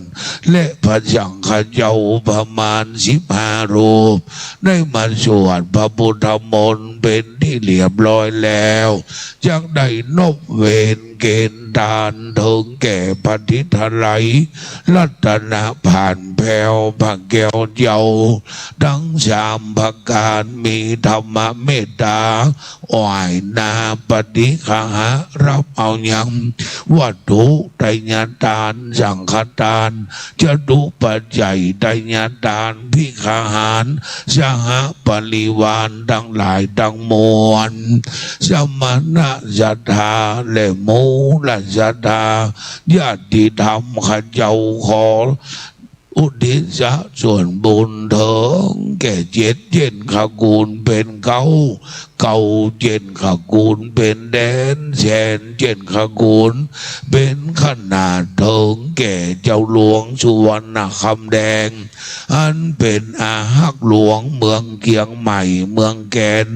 เมืองเกียงดาวตลอดเถิงปู่เสเจ้าย่าเสเจ้าสุเทวราชีพญาวีวอพญาชาเกตนายธรรมิละคุณหลวงมลังกะอันเป็นใหญ่แก่ล้วนในเมืองล้านนาเจียงใหม่ถึงแก่พระราชวงศ์หลวง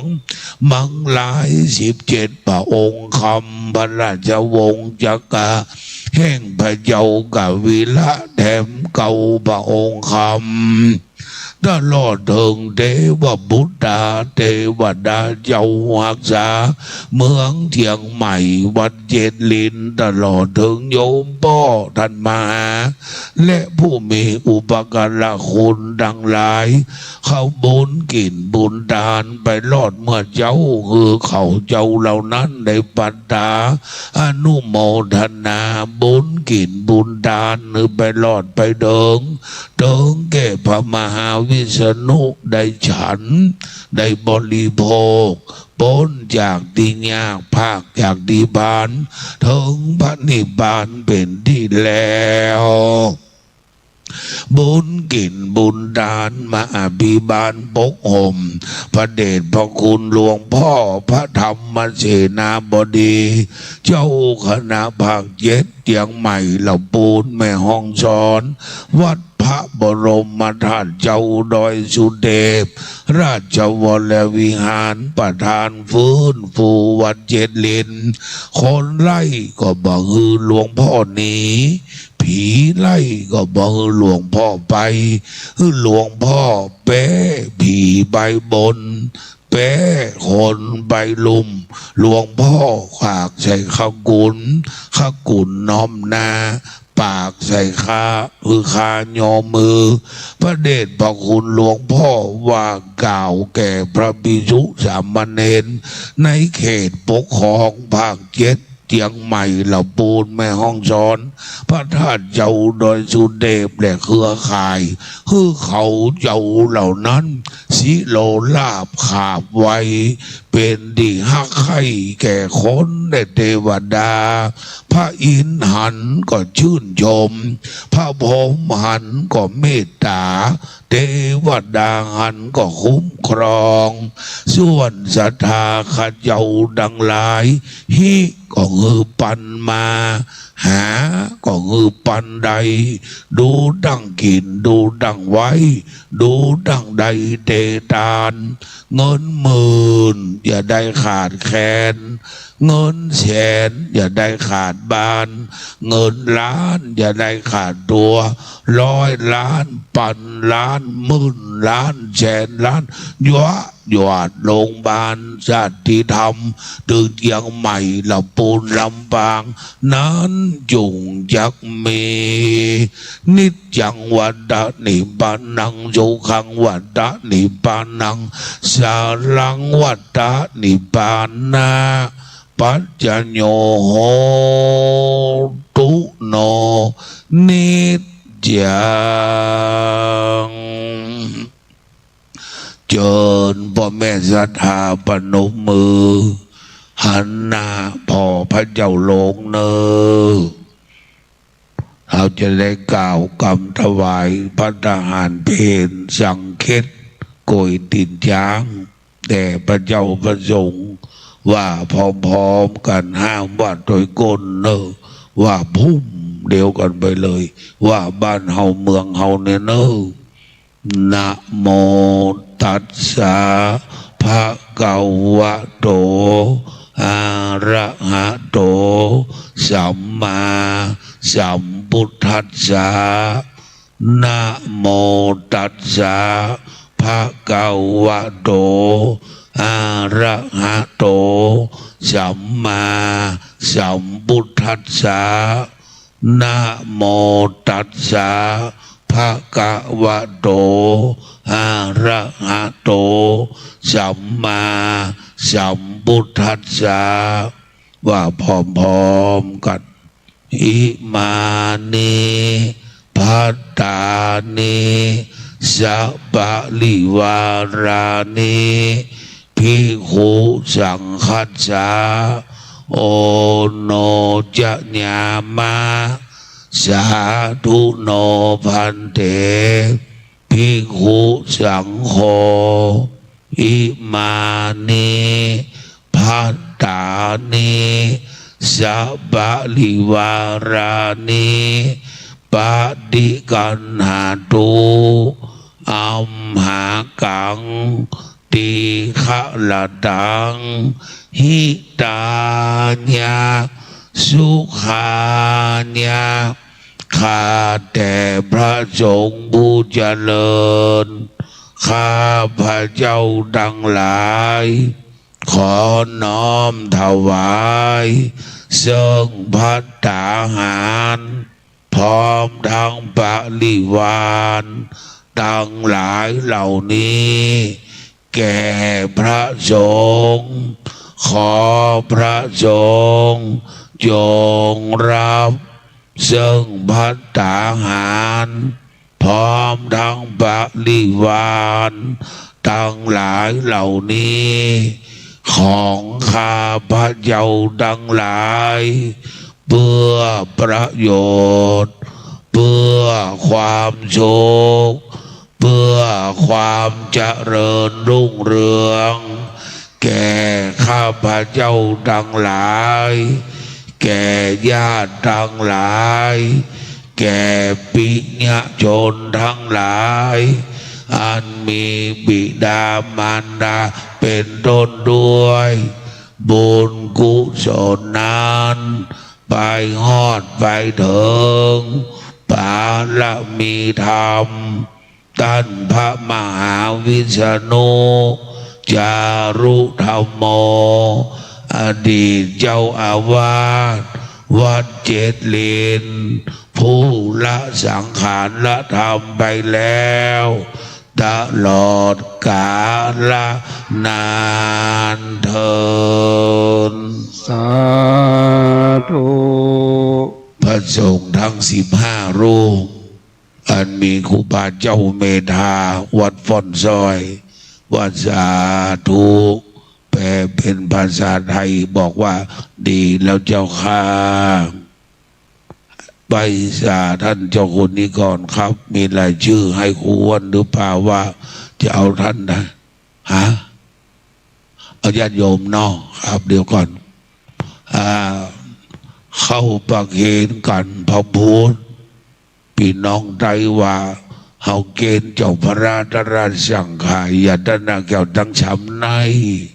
มือเป็นกายกรรมวจีกรรมมโนกรรมคานี่พี่น้องไทยใหญ่ไว้สาท่านเจ้าคุณพระสิทธิวชิรานุกูล ตัวแทนพระเดชพระคุณหลวงพ่อประเคนกันพระพุทธครับพวกเราศรัทธาปนมมือเนอกินหวานดานโมนเหมือนเจ้ายองละปูนเอาปีกันน้องกัน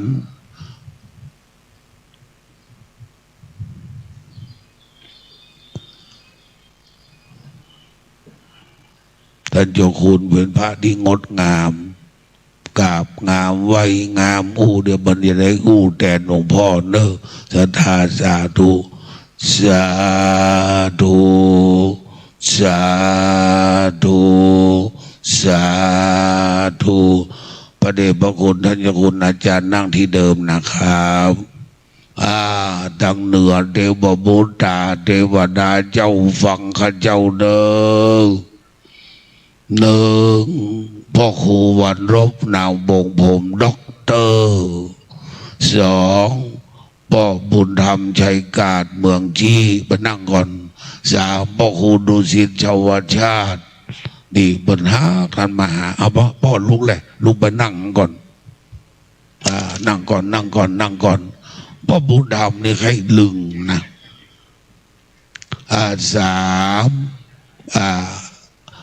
นานวุฒิชาติคำปันสี่แม่ครูยากรสนอนั่งก่อนนั่งครับบอกนั่งงามๆนั่งเกณฑ์มันจะหือไว้นะนั่งไว้ก่อนนั่งไปก่อนบอกเกณฑ์ด้วยนั่งได้อยู่ได้ก็ยืนทั้งก่อนแล้วก็เดี๋ยวพอก่อนเนอะลำบากแม่บุญสายมาแม่บุญสายลูกแล้วก็แม่บุญจำลำพูนมาคุณแม่ยังแม่บุญจำมีทั้งก่อบุญจำมีทั้งก่อบุญจำลูกแม่ครูบุญดวนลูกคุณแม่ยังก่อนที่ราชนาธรรมแม่ที่ปาพรนี่กะสิงหเดชนะแม่ลูกแม่คนงามมานั่งก่อนมาก่อนพอก่อนแล้วก็ครบหรือยังแล้วก่อนอันพ้นอยากขาดไผ่ครบหรือยังมาครบเลยเนาะครบก่อนนี่เราแม่ทางหน้าแถมโลแม่ครูทองสุกมาหน้าเพะแม่ครูทองสุกมาทางหน้าเพะลูกเจ้าน้ำ4-5 คนก่อนให้พ่อครูแถมไปเว้ยไปมาแถมแม่มาแถม2-3 คนแม่มาเด้อเป็นตัวแทนครบหรือยังนั่งก่อนเป็นสุกนั่งก่อนทางหน้ายังขาดไผ่พ่อครูพอแล้วครับพอไผ่ขาดกี่คนทางหน้าขาดกี่คนหลังนพลมาครบเนาะตั้งหน้าครบว่าตั้งหน้าว่าระคือบาคีพร้อมปนมมือเนอะฟังเกณฑ์ด้วยสาธุสาธุสาธุมานั่งที่หมดก่อนมานั่งที่ก่อนไปนั่งที่เรียบร้อยแล้วก็เงียบอย่าไปเดือดบ่บุญธรรมมอบเพื่อบ่ควร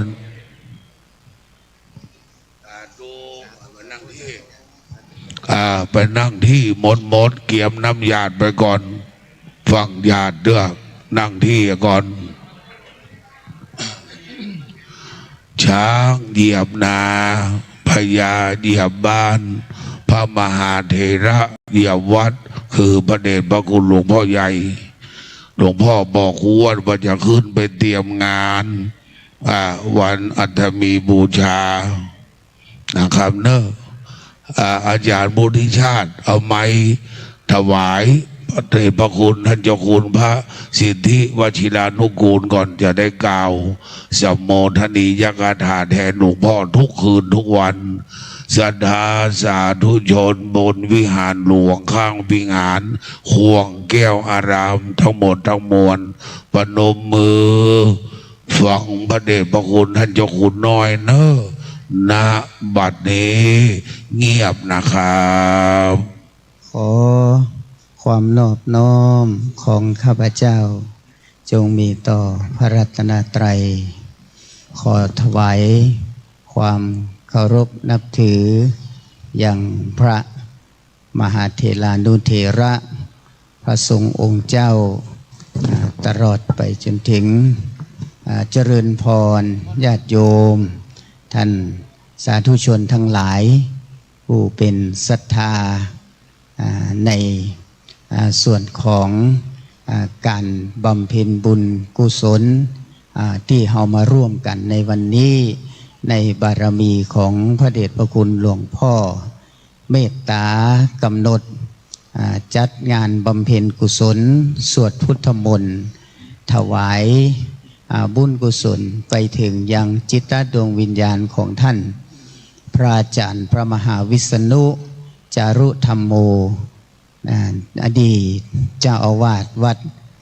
เจ็ดลินของเฮาท่านทั้งหลายท่านสาธุชนญาติโยมทั้งหลายที่เราท่านทั้งหลายได้มาบำรุงอุปถากในการช่วย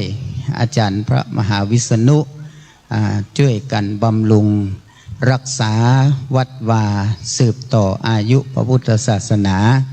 ทำหน้าที่ของแต่ละคนแต่ละตนแต่ละฝ่ายท่านอาจารย์วิษณุก็นำเฮาทางด้านจิตด้านใจนำเฮาไปทำบุญสุนทานญาติโยมทั้งหลายก็มาบำรุงอุปถัมภ์ช่วยกันทำนุบำรุงล่วงพ้นเวลามาหลายคนหลายท่านก็นับเวลาแตกต่างกันไปเวลาทั้งหลายย่อมล่วงไปก้าวไปอยู่เสมอเฮาก็บ่ได้กำหนดฮู้ว่าท่านอาจารย์วิษณุจะมาจากเขาไปด่วน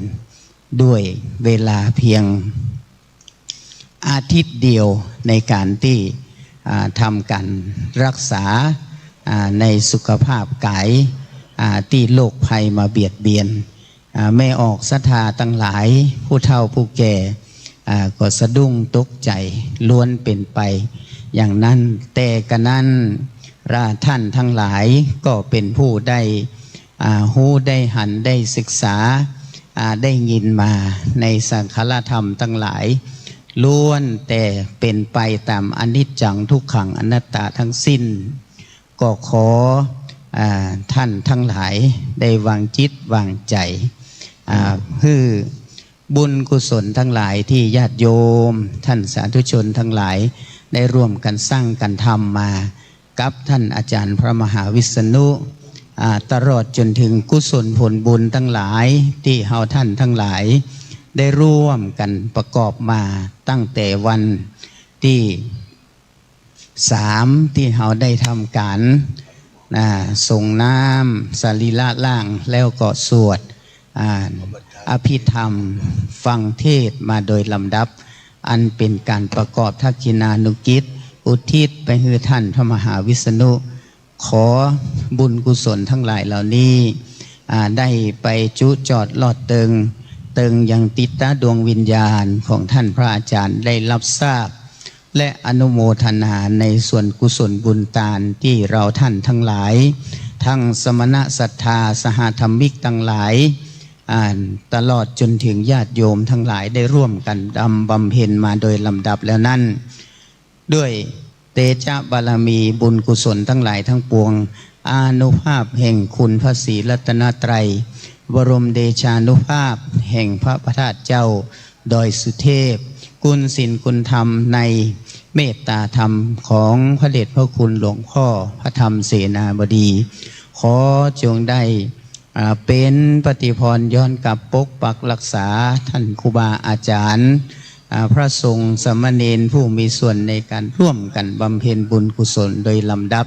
ตลอดถึงญาติโยมทั้งหลายได้อยู่เย็นเป็นสุขมีความสุขความเจริญยิ่งด้วยจตุรพิษพรชัยอายุวันนะสุขะพละปฏิภาณธรรมสารคุณสารสมบัติเหมือนกันไปภาคหน้าโดยกันทุกรูปทุกท่านด้วยเถิดสาธุสาธุสาธุวิชาธรรมประกูเมธาธรรมประยุทธ์ครูบาเจ้าเมธา เจ้าวาดวัดฝอนจอยวัดใดได้ขึ้นยะถาพวกเราญาติน้ำเมียกึ่งได้อีดังยังกิจิแหมกึ่งเนอณบัดนี้เจ้ายะถาวาริวหาปุราปริปุเรนติสาคารังเอวะเมวะอิโตทินังเปตานังอุปกปปติอิทิตังปฏิตังตุมหังคิปะเมวะสมิชาตุสัพเพปุเรนตุสังกัปปาจันโทปันนารโสยะถามานิโชติระโสยะถาสัพพิติโยวิวัชชันตุสัพพะโรโควินาศตุมาเตภวัตวันตรายโยสุขิติกายุโกภวะสัพพิติโยวิวัชชันตุสัพพะโรโควินาศตุมาเตภวัตวันตรายโยสุขิติกายุโกภวะสัพพิติโยวิวัชชันตุสัพพะโรโควินาศตุมาเตภวัตวันตรายโยสุขิติกายุโกภวะอภิวาทนาสิเรสเนจังพุทธปัจจายโนจัตตารโอธรรมวัฏันติอายุวันโน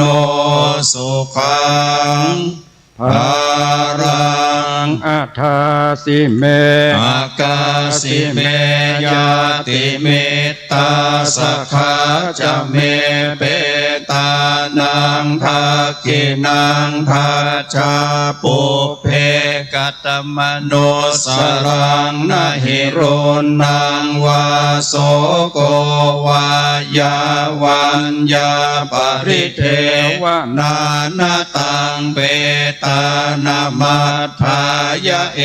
วังเตทันติยาตโยอายัญจะโค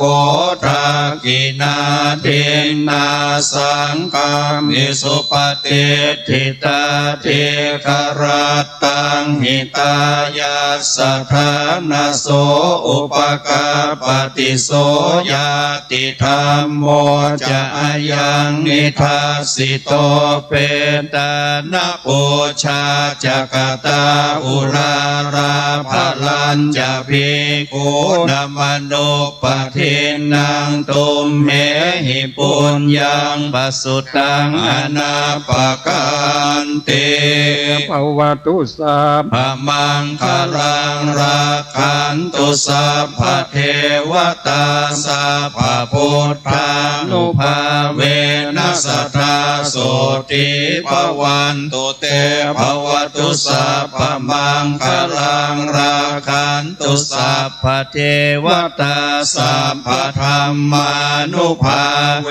นัสสทธาโสติภวันตุเตภวตุสัพพมังคลังราคันตุสัพพเทวตาสัพพสังฆานุภาเวนัสสทธาโสติภวันตุเตสาธุสาธุสาธุโบราณล้านนาเจียงใหม่เจ็ดลินบ้านเรามันครบองค์สามเขาได้ทานรักษาศีลเจริญจิตภาวนา4 พฤษภาเป็นวันชัตรมงคลถวายเป็นพระราชกุศลแด่พระบาทสมเด็จพระวชิรเกล้าเจ้าอยู่หัวผู้ทรงพระคุณอันประเสริฐองค์เอกอัครศาสนูประธรรมภกย่อยกพระพุทธศาสนาถวายเป็นพระกุศลและบุญกุศลถึงอาจารย์พระมหาวิษณุจารุธรรมโม ข้าเจ้าขอไหว้ชาพระสังฆสามเณรทุกรูปกราบเรียนญาติธรรมทุกท่านมือขวาซ้อนมือซ้ายลำงับหับปากเจริญจิตภาวนาถวายเป็นพระราชกุศลพระกุศลและบุญกุศลพร้อมกันณบัดนี้เงียบนะครับ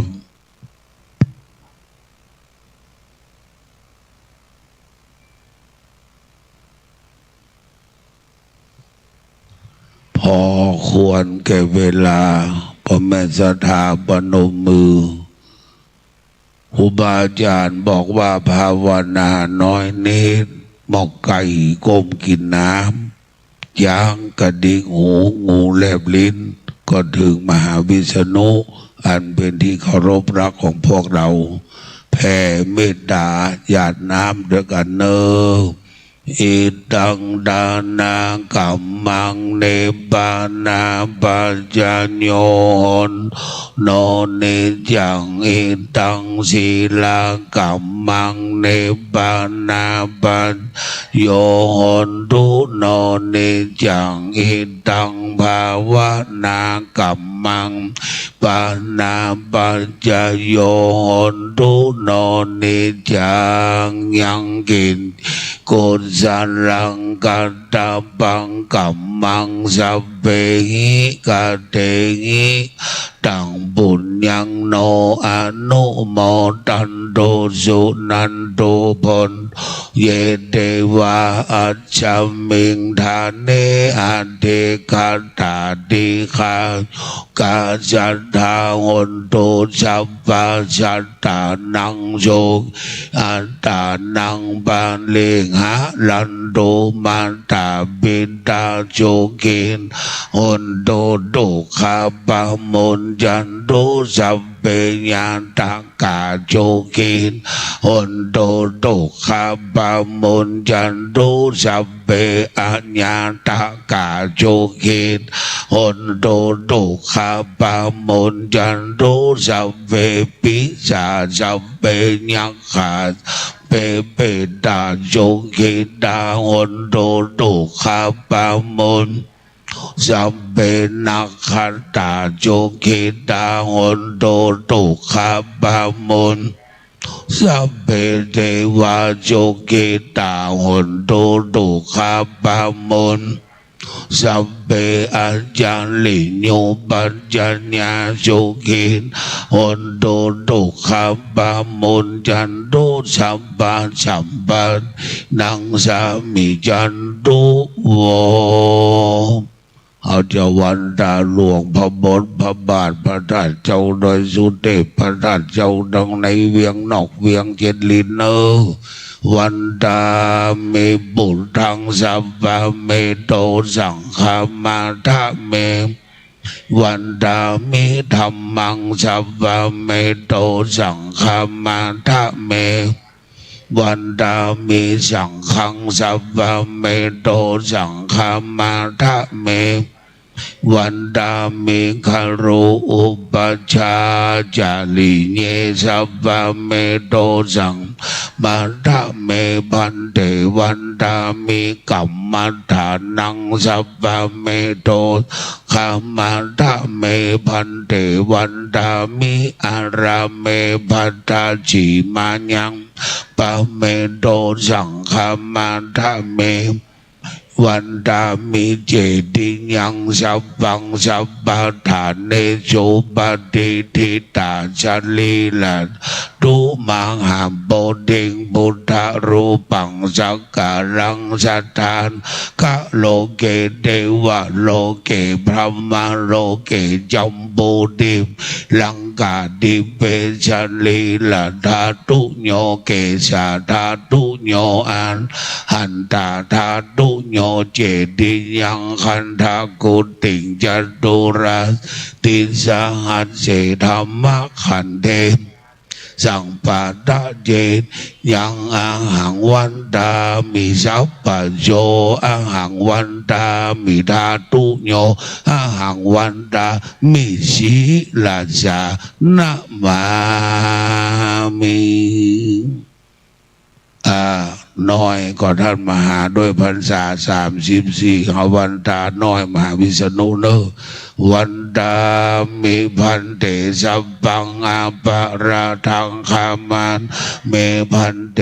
มญากาตังปุญญังสามินาอนุโมทะปังสามินากาตังปุญญังไมหังตาตัปปังสาธุสาธุอนุโมทามิต่อไปจะวันตาน้อยพระมหาเถระมัชฌิมเถระอนุเถระสามเณรทุกรูปทั้งอรัญญวาสีวัดป่าขามวาสีวัดบ้านพระเดชพระคุณหลวงพ่อพระธรรมเสนาบดีเจ้าคณะภาค7เจริญด้วยอายุ76พรรษา56นั่งตรงไหนนี้คือหลวงพ่อท่านพระครูกิติชัยโมลีอุบาเป่งเจ้าวาดวัดชัยประเกียรติอายุ73พรรษา53และจุดนจุองค์เนอวันตาเมพันเตสัพพังอาปาราทังคามันเมพันเตมญากาตังปุญญังสามินานุโมติตะปังสามินากาตังปุญไมหังตาตัปปังสาธุสาธุอนุโมทามิจัตตารโออายุวันโนสุขังปะลาสาธุสาธุสาธุทรงเทวดาเนอถ้าก็ทรงเทวดาศรัทธาฟังลูกเดินเนอไว้สาพระคุณเจ้าลงก่อนไปฉันเข้าที่ศาลาหอฉันแต่ศรัทธาถึงก็ไปลงทานเนอ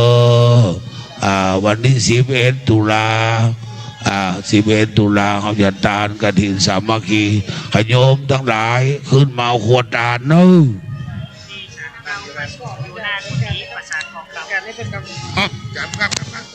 ขออนุญาตนะครับประกาศนะครับมีรถ Honda City นะครับสีขาวจอดขวางทางรถออกที่วัดหมื่นตูมนะครับเนอะขอเมตตาไปช่วยย้ายฮือกรรมนะครับเนาะงย6329เชียงใหม่นะครับรถ Honda City สีขาวเลขทะเบียนงงูยยักษ์6329เชียงใหม่ได้จอดขวางทางนะครับที่วัดหมื่นตูมเนอะขยมหวนขึ้นมาสั่งบอลไปเนอะ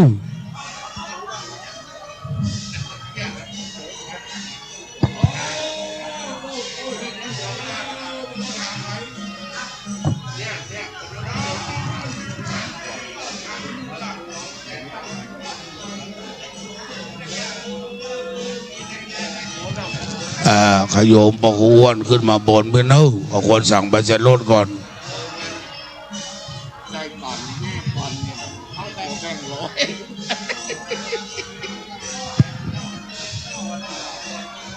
ปีนานวุฒิชาติในนามของสถานีวิทยุคลื่นพระพุทธศาสนาและจริยธรรม FM 96.0 เมกะเฮิรตซ์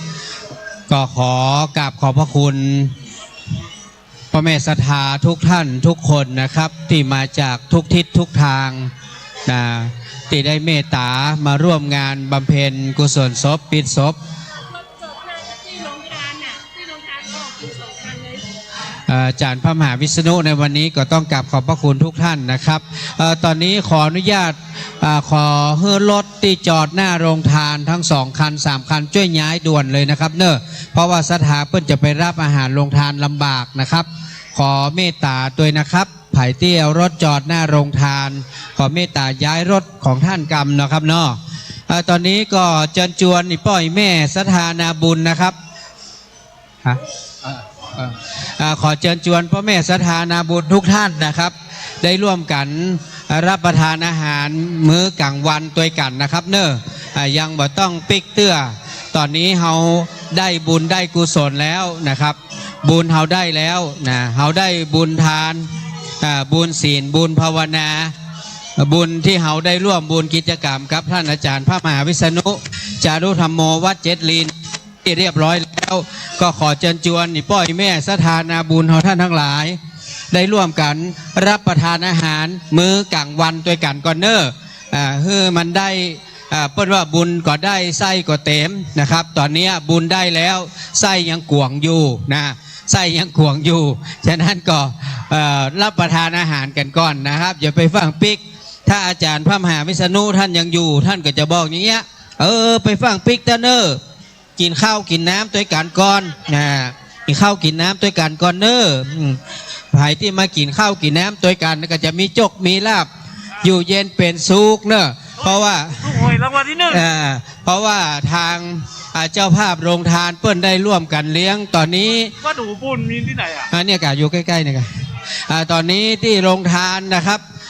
ของวัดหมู่บุญโชติกุลสุวรรณรามอาจารย์พระครูไก่นะได้จัดข้าวซอยไก่ลำวันนี้พี่นานเองก็ได้ร่วมบุญตัวท่านมานิดหน่อยนะครับก็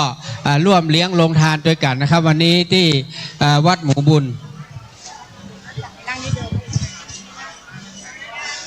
ขอให้ท่านนะครับที่รับอาหารแล้วให้ท่านปิกไปนั่งที่เก้าอี้เดิมของท่านนะเพราะว่าด้านในนั้นเต็มไปหมดแล้วไม่มีที่นั่งนะครับด้านในไม่มีที่นั่งฉะนั้นท่านที่รับอาหารโรงทานแล้วขอเมตตานะครับขอเมตตาเพื่อท่านเดินไปนั่งที่เก้าอี้เดิมนะเก้าอี้เดิมของท่านนะครับท่านลุกจากเก้าอี้ตรงไหนมาท่านก็กลับไปนั่งเก้าอี้เดิมเพราะว่าด้านในตอนนี้จราจรติดขัดนะครับเต็มไปหมดแล้วไม่มีที่อยู่นะครับแล้วก็ขอเมตตานะครับคนรับอาหารโรงทานขอให้เข้าแถวตัวเนอเข้าแถวให้มันงามน้อยๆเนาะเข้าแถวเนอถ้ามาอ่านมันจะบัดสะดวกในการรับอาหารโรงทานนะครับพี่หนานวุฒิชาติขออนุญาตประกาศนะครับป้อยแม่ที่รับอาหารโรงทานแล้วขอเมตตานะครับกลับไปนั่งที่เดิมของท่านนะครับเนอเพราะว่าท่านทางในบอกมีที่นั่งข้าวซอยไก่ท่านไม่ต้องห่วงนะวันนี้มีเท่าไหร่ก็กี่กิโลก็100 โลอ่ะ100 โลเนาะอายุคนกะอายุคนพระครูไก่ไม่ต้องห่วงแจกไม่อั้นนะครับเพราะว่าผมห้องไป500นะผมต้องเลี้ยง500ถ้วยเลยมันนี่นะถ้วยละบาท500ถ้วยละบาทพ่อแม่สถาก้อยๆกันเข้ามาไม่ต้องฟังได้กู้คนนะอันเดี๋ยวข้าวซอยคว่ำใส่นี่อย่าหาว่าผมบอกเนอะข้าวซอยนี่นะสีมันเหลืองๆหน่อยเนอะถ้าเอาไปคว่ำใส่เสื้อใส่ผ้าอะไรแม่เอ้ยซักยากขนาดนะซับเสื้อขาวเหียเนาะโรงทานมีปลาเลอะเนอะมีน้ำมีไอติมเนอะมีน้ำหวานมีสปะเนอะครับเนอะโรงทานด้านในก็มีทั้งนอกก็มีไม่ต้องฟังนะครับก้อยทยอยกันรับโอ้วันนี้พระครูไก่ตักเองเนี่ยรถอะไรอย่างก็รถพระธรรมกะ รถพระธรรมวันนี้พ่อแม่ศรัทธาก้อยๆเนอะก้อยๆเข้าแถวกันมาตอนนี้ท่านพระครูไก่ตักน้ำข้าวซอยเองเลยนะวันนี้นะลำก่อยแม่ลำก็ลำเจ้าโอ้จ้ะสาธุแม่ครับสวัสดีครับเจอนะครับเจอเนอะท่านไผ่ทำอย่างคว่ำเนี่ยกินข้าวเนยปล่อยแม่ไปนั่งที่เดิมเนอะไปนั่งที่เดิมเนอะเพราะว่าด้านในบอกมีที่นั่งแล้วครับรับข้อซอยแล้วมานั่งที่เดิมมานั่งที่ตรงเก้าอี้ของตัวเก่าเด้อนั่งเก้าอี้ช่างแห่กับแห่ไปเรื่อยๆนะแห่ไปเรื่อยๆข้าวซอยมีปลาเลือดเนยแม่เนอะด้านในมีอย่างมีตำมะม่วงด้วยกะโอ้มียำมะม่วงมีมียำไอ้อย่างก็ยำบะโอยำบะโอมียำบะโอตัวนั่นมีผัดไทยตัวนั่นโอ้มีผัดไทยมีแกงฮังเลด้วยเนอะข้างในนะแกงฮังเลก็มีนะครับเนอะไปแม่ทางในนะเข้าไปทางในก่อนอันตรงนี้เข้าซอยมาเอาทีหลังก็ได้ไปอย่างพระครูไก่ย่าบัดดันนะพระครูไก่ทำบัดดันเข้าไปทางในแม่มีผัดไทยนะมีตำบะโอลำเนอะแล้วก็มี แกงฮังเลแกงฮังเลผมเห็นเขากำออกมานี่ดูมีผัดไทยมีฮังเลมีผัดมาม่าโดยใส่หมูยอแฮมปอทอดใส่ไส้กรอกด้วยขัดใจเข้าไปทางไหนก่อนเข้าไปทางไหนก่อนทางไหนเดี๋ยวมันจะมดเด้อข้างในนะข้างในจะมดนะมาทางไหนก่อนมาทางไหนก่อนข้าวซอยมามดมีเป็น100 โลปุ่นเข้ามาทางไหนก่อนทางในเนี่ยจะมดก่อนนะผมว่านะเข้ามาทางไหนก่อนทางในนี่มียำบะโอนะมีแกงฮังเลนะแล้วก็มียำมาม่าใส่หมูยอมีไหนหมดแล้วก็มีขนมหวานได้รวมมิตรก็มีเนอะรวมมิตรก็มีเข้ามาข้างในก้อยเตี๋ยวเนอะก้อยเตี๋ยวลงทานข้างในมาเอาทางไหนก็ยำมาม่าลำเนี่ยกับเนี่ยโอ้ถ้าจะแซ่บขนาดเด้อยำมาม่านี่นะโอ้ถ้าจะแซ่บเนอะน่ากินเนอะยำมาม่านี่นะเอามาทางหลังนี่จะได้สักถ้วยกันเนี่ยเดี๋ยวกันได้อยู่เนาะตั้งหลังเนอะเขาขอเป็น VIP ขอบคุณอย่างก็ยำมาม่ามีหมูยออุบลด้วยนะเชิญเนอะสภาวัดบ่อนซอยอยู่ไหนกระเพาะป่าสภาวัดบ่อนซอยมาเอามาเลี้ยงเนอะกระเพาะป่ายำบะโอมีไหนยำบะโอเก็บกะละมังหนึ่งครับเก็บไปให้โคโซกกะละมังหนึ่งเนอะ ตอนนี้แล้วแต่กี้ฮังเลไปอยู่ที่ไหนฮังเลเจ้าฮังเลไปอยู่ไหนฮังเลอยู่ทางหน้ากะส่งมาตั้งหลังให้หน่อยฮังเลนะฮังเลก็มักนะยำก็มักตอนนี้ย้ายมาได้ครับก็อีป้อยแม่มาเอาตังในนี่ก่อนก็ได้เนอะทยอยกันแบ่งกันเข้าซอยไม่ต้องห่วงพระครูไก่ดักปากซอยอยู่แล้วเข้าซอยปากซอยไม่ต้องห่วงได้แน่นอนนะครับมาทางในเนอะทางวัดป้อนซอยเพื่อก็มีมาเลี้ยงนะทางในมีกระเพาะป่าตัวเนอะแม่เนอะป้อนเนอะข้างในมีกระเพาะปลาด้วยนะครับเข้ามาข้างในก่อนฮังเลแม่กิ่งแก้วแม่ฮังเลสักฮังเลเฮือนคือโคโซกสักหน่อยเหรอข้าวนึ่งสักห่อเนอะฮังเลสักด้วยข้าวนึ่งสักห่อเจอในป้อยแม่เข้ามาทางไหนก่อนเข้ามาทางไหนก่อนเด้อทางในนะครับทางในมีอาหารเยอะแยะนะครับเข้ามาข้างในก่อนแล้วเดินระวังด้วยนะครับเดินระวังคว่ำใส่ตัวเองไม่เป็นไรห้ามคว่ำใส่คนอื่นนะห้ามคว่ำใส่เปิ้ลเนอะเพื่อจะโคตรนะก็ใส่เสื้อขาวกันหมดเลยตอนเนี้ยเนาะใส่เสื้อขาวกันหมดเลยตอนนี้นะครับยำก็ยังมีนะครับเนอะหมูยออุบลเนอะยำหมูยออุบลเชิญได้เลยนะครับมีขนมหวานรวมมิตรตัวเนอะขนมหวานรวมมิตรก็มีเดี๋ยวครับเดี๋ยวแป๊บนึงป่ะเดี๋ยวผมหาอย่างปกนี่ก่อนเดี๋ยวเนอะแม่ขอถ้วยโฟมปกนิดหน่อยกันได้กันเนี่ยไอ้ถ้วยเนี่ยได้ก่อนเดี๋ยวผมกลัวแมงวันจะลงเดี๋ยวผมมา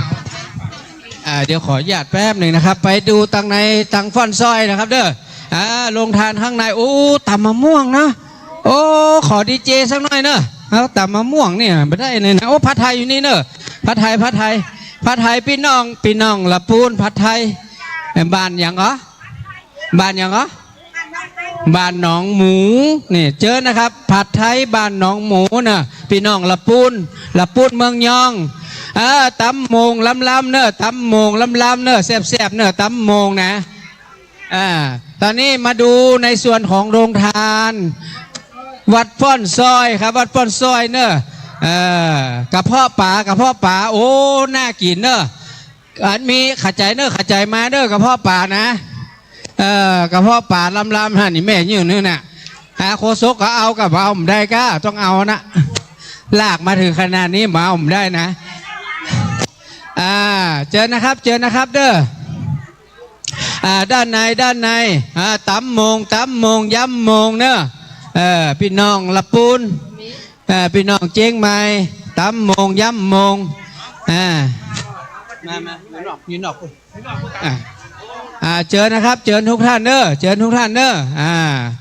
ข้างในมีครับข้างในมี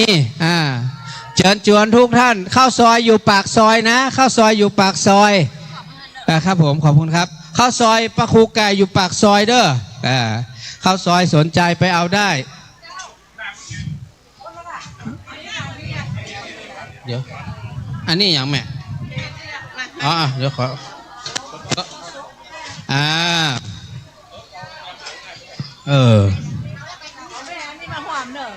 เอาอย่างไรแม่สาคูกะทิอ๋อสาคูกะทิหมดละอันเดียวเนี่ยหมดละของไผ่มีมั้งก็มีเก็บอ่ะเนาะลูกสาวแฟนด้วยสิอ๋อโอ้เจอนะครับทุกท่านครับต้องฟังเด้อโรงทานวันนี้มีสปะ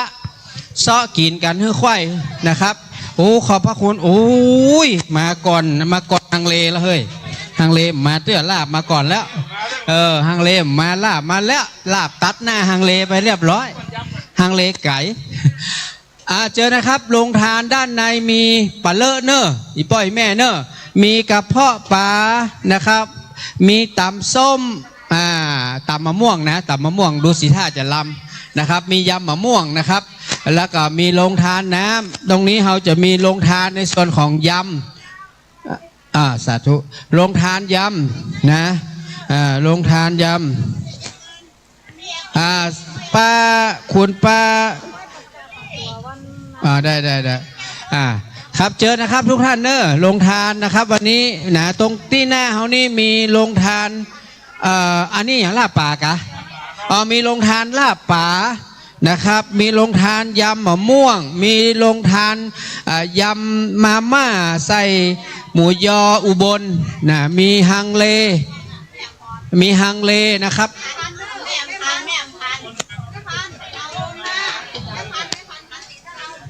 แม่พันแม่อำพันขันตินำอะไรขันท่าสีมาแม่อำพันขันท่าสีมาจัดเลี้ยงอะไรนะแม่โรงทานฮังเลแม่เดี๋ยวนะ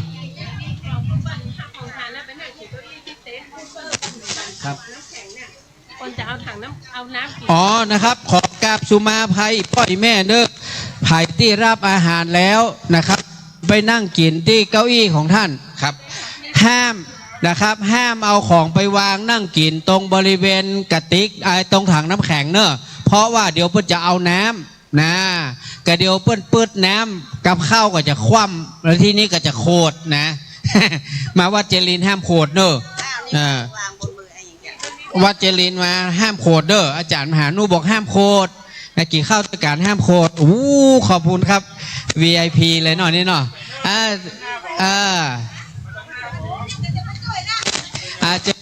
ครับด้านในยังมีโรงทานอยู่เยอะนะครับอยู่เยอะเลยป้อยแม่นะไม่ต้องฟังเจ้าหน้าที่แกร็บกดดีเจ้าหน้าที่คนทั้งหลายเจ้าหน้าที่ทุกคนทุกท่านให้มารับได้ทุกคนนะครับโรงทานนี้ไม่มีการจำกัดคนนะครับทุกท่านที่มาร่วมบุญทุกท่านที่เดินทางเข้ามาในวัดเจ็ดลินเรายินดีต้อนรับทุกท่านกราบขอบพระคุณอนุโมทนาบุญเจ้าภาพโรงทานทุกๆโรงทานที่มีเมตตานะครับท่านได้สละปัจจัยนะครับสละแรงกายแรงใจของท่านได้มาช่วยกันจัดเลี้ยงอาหารโรงทานให้กับครูบาอาจารย์ให้กับคณะศรัทธาญาติโยมที่หลั่งไหลกันมาทั่วทุกสารทิศในนามของวัดเจ็ดลินในนามของสถานีวิทยุคลื่นพระพุทธศาสนาและจริยธรรม FM 96.00 เมกะเฮิรตซ์ในนามของท่านผู้อำนวยการพ่อครูวันลบนามวงพรหมคณะกรรมการบริหารอันมีพระเดชพระคุณท่านอาจารย์เจ้าคุณนิกรนะครับท่านเป็นประธานคณะกรรมการบริหารและนักจัดรายการทุกๆรายการทางคลื่นสถานีวิทยุ FM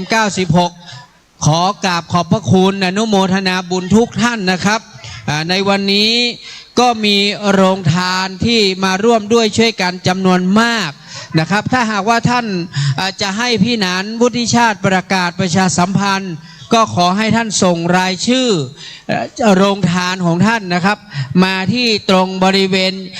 ยำมาม่าแห่งนี้นะครับนะ ผมอยู่ประจำที่นี่เพราะว่าไปไหนไม่ได้แล้วนะฮะกับข้าวก็วางเต็มไปหมดนะครับยังไม่ได้กินก็อยู่ที่นี่นะครับฉะนั้นถ้าหากว่าท่านไหนนำโรงทานอะไรมาขอนำชื่อนะครับนามสกุลบ้านอยู่ที่ไหนเอามาจดหมายน้อยนะฮะเอามาให้พี่หนานหน่อยนะมาหน่วยความสะดวกเชิญครับท่านเจ้าหน้าที่ให้ความสะดวกเรื่องการจราจรเชิญนะครับท่านจะรับอะไรทางในก็มีนะครับกระเพาะปลาก็มีขอเว้นให้เจ้าหน้าที่หน่อยเจ้าหน้าที่ที่ท่านมาช่วยดูแลคุณแม่ช่วยจัดอาหารให้เจ้าหน้าที่หน่อยตรงนี้ยำอร่อยก็มีนะครับขออนุโมทนาบุญขอบคุณท่านอาจารย์พระครูไก่วัดหมูบุญโชติกุลสุวรรณรามพร้อมคณะศรัทธาสาธุชนญาติโยมได้ร่วมกันทำบุญพี่หนานวุฒิชาติเองก็ได้ร่วมทำบุญกับท่านอาจารย์พระครูไก่ด้วยนะครับก็เลี้ยงข้าวซอยนะครับก็ไม่ต้องถามว่ากี่กิโลนะครับเอาเรียกว่ากินให้อิ่มก็แล้วกันนะครับกินให้อิ่มแล้วก็โรงทานที่เข้ามาข้างในนี้ก็จะมีโรงทานของคุณแม่กิ่งแก้วแม่พันธุ์เป็นแกงฮังเลนะครับแม่กิ่งแก้วอันนี้ของเฮาแล้วเนี่ยเปียเข้าไปอย่างนี้อันนั้นเอาไปใครที่มีรายชื่อโรงทานเอามาแจ้งให้พี่หนานวุฒิชาติได้นะครับแล้วขออนุญาตประกาศแทรกนิดหนึ่งนะครับเนื่องจากวันเสาร์ที่24พฤษภาคมนะครับที่วัดอินทขินสะดือเมืองติดกับ3กษัตริย์นะครับพี่หนานวุฒิชาติจะได้จัดงานทำบุญครบอายุ53ขวบนะครับจะได้นิมนต์หลวงพ่อพระครูอาทรวิสุทธิคุณเจ้าวาดวัดหนองตองเจ้าคณะอำเภอหางดงมาเป็นองค์เทศเทศนาตั้งแต่10 โมงนะครับแล้วก็นอกจากนั้นก็จะมีผ้าป่าวันเกิดจะได้นำไปช่วยสร้างหลังคาอาสมที่อำเภอปางมะผ้าให้กับพระธรรมจาริกนะครับก็มีการเลี้ยงโรงทานก็น่าจะ 7-8 โรงทานก็ต้องกราบขอบพระคุณโรงทานใหญ่ก็คือท่านอาจารย์พระครูไก่วัดหมูบุญนะครับจะเมตตานำก๋วยเตี๋ยวไม่ต่ำ200-300 ถ้วยไปเลี้ยงนะครับขอบพระคุณนะครับนอกนั้นก็จะมีโรงทานอื่นๆโรงทานผลไม้โรงทานโน่นนี่นั่นอีกนะครับ 7-8 โรงทานแล้วก็ท่านที่ไปร่วมกิจกรรมในวันนั้นเริ่มตั้งแต่ 9:30 น.นะครับลงทะเบียนแล้วจะมีพระธรรมเทศนาในเวลา 10 โมงจนถึง 11 โมงนะครับหลังจากนั้นนะครับก็จะได้ถวายผ้าป่าพระตาหารให้แก่พระสงฆ์สามเณรในช่วงเวลาประมาณเที่ยงนะครับกินข้าวเสร็จพี่หนานจะเรียกรายชื่อท่านที่ลงทะเบียนให้ไปจับฉลากของขวัญที่พี่หนานจัดไว้ให้นะครับโดยเมตตาของเจ้าภาพญาติธรรมที่มอบให้พี่หนานมาจะมีวิทยุ AM FM ธานิน16 เครื่องมีกระติกน้ำร้อนใบใหญ่ๆ2 ใบมีพัดลมมีหม้อหุงข้าวมีเตารีดนะครับอันนี้เป็นของขวัญเล็กๆน้อยๆที่พี่หนานจะตอบแทนญาติธรรมแฟนรายการที่ไปร่วมกิจกรรมในวันเสาร์ที่24เวลา 9:30 น.ถึงเที่ยงนะครับถึงเที่ยงหรือบ่ายโมงนี่แหละที่วัดอินทขินนะครับครบรอบอายุ53 ขวบท่านใดที่เป็นแฟนคลับ FC ขึ้น96ก็ไปร่วมบุญนะฮะร่วมบุญด้วยกันได้ขออนุญาตอนุโมทนาขอบคุณเจ้าภาพโรงทานนะครับท่านที่ได้แจ้งเข้ามาเพิ่มเติมคุณพ่อบุญเรืองคุณแม่สุพินพลหารบ้านดอยซิวสันกำแพงของหวานสาคูตัดนะครับขอบคุณนะครับคณะศรัทธาวัดบ้อนฟ้อยนะครับวัดฟ้อนซ้อยเนาะได้เมตตานำกระเพาะปลาอร่อยมาร่วมเลี้ยงนะครับขอบคุณนะครับตอนนี้โรงทานเรายังมีเยอะนะครับท่านไม่ต้องเป็นกังวลนะครับท่านไม่ต้องเป็นกังวลว่าโรงทานจะหมดนะครับโรงทานเรายังมีอีกโรงทานเรายังมีอีกเยอะนะครับเนี่ยควบไปก่อนเนาะ มีอาหารข้างในก็มีนะครับผัดไทยโอ้ลาบปลามาจากไหนลาบปลาเอาดิลาบปลาไม่มีนะเนี่ยขาดลาบปลาขาดอีกอย่างนึงไม่ครบเราต้องกินให้ครบ5 หมู่แต่นี่อาหารไม่ครบ5 หมู่ ไม่ครบเอามาแล้วลาบมาแล้ว ครับผมขอบคุณครับแม่เอาข้าวเหนียวอุ่นๆร้อนๆโอ้ลาบปลามาแล้วครบละ5 หมู่น้ำไม่มีเอาไอ้ชาเย็นกับน้ำเปล่าเชิญชวนทุกท่านนะครับตอนนี้เราประจำการอยู่ที่ตรงบริเวณผัดมาม่านะครับหมูยออุบลเรามีแกงฮังเลอร่อยนะครับจากแม่กิ่งแก้วแม่พันธุ์นะครับเนี่ยอร่อยมากแน่ๆนะครับข้าวเหนียวอุ่นๆนะข้าวเหนียวร้อนๆหากินยากนะครับพวกแกงฮังเลนี่นะถ้าที่จะอร่อยจะที่อร่อยนี่หากินยากนะมีข้าวเหนียวด้วยมีแกงฮังเลกินอิ่มเลยล่ะใครมารับเลยรับรองกินอิ่มแน่นอนนะครับเชิญชวนทุกท่านเลยครับยำมาม่าอร่อยนะครับมีทั้งหมูยอมีทั้งนะครับมีทั้งไส้กรอกนะมีทุกอย่างนะครับเชิญได้นะครับเชิญได้มาช่วยกันนะครับช่วยกันคนที่มาเลี้ยงเขาก็ได้บุญนะครับคนที่มารับอาหารก็ได้บุญเหมือนกันนะถ้าเราไม่มารับคนเลี้ยงก็ไม่รู้จะเลี้ยงใครนะครับชาวฝรั่งต่างชาติพี่น้องเพื่อนบ้านเรานะไม่ใช่ว่าคนไทยหรือคนต่างชาติรับได้หมดนะครับเราไม่มีการจำกัดนะครับเราไม่อั้นนะวันนี้แจกให้หมดนะครับเพราะว่าเรามีงานแค่ครึ่งวันเท่านั้นนะครับเพราะว่าเดี๋ยวปิดศพไปแล้วท่านต้องรอในเดือนมิถุนายนนะครับ50 วันจากนั้นก็100 วันนะจากนั้นก็จะได้ส่งสรีระของท่านเข้าสู่สุสานเพื่อทำการสลายร่างประชุมเพลิงน่าจะเป็นประมาณหลังวันที่21-22นู่นนะครับเดือนกุมภา2569นะขอใช้เสียงนี้ประกาศแจ้งทุกท่านด้วยนะพบกันอีกทีในเดือนมิถุนายนเสร็จนะก็ต่อไปอีกเดี๋ยวขออนุญาตนะครับเดี๋ยวผมดูอีกทีว่ามันวันที่20 กว่านี่แหละมิถุนาเนาะแล้วก็จะมีในเดือนต่อไปก็เป็น100 วันนะครับก็คงประมาณสักสิงหาเป็นห้องปล่อยล้อครับปล่อยล้อเดือนกุมภานะเรามีนัดกันนะครับประมาณ21-22 กุมภา2569นะขอให้มาร่วมส่งสรีระของท่านนะครับเพื่อทำการสลายร่างประชุมเพลิงที่สุสานหายานะครับอันนี้ก็ขอใช้เสียงนี้ประกาศท่านที่เป็นแฟนรายการแฟนคลับ FC ของคลื่นสถานีวิทยุ FM 96แล้วก็เป็นแฟนรายการของอาจารย์พระมหาวิษณุจารุธรรมโมอดีตเจ้าวาดวัดเจ็ดลินก็ติดตามนะครับการสวดมนต์ทำวัดเช้ากิจกรรมต่างๆของวัดเจ็ดลินที่คลื่น96ตั้งแต่ตี 4จนถึง6 โมงเช้าเหมือนเดิมนะยังไม่มีการเปลี่ยนแปลงนะครับขอให้ทุกท่านติดตามรายการยาวเลยตั้งแต่ตี 4 ถึง 6 โมงเช้า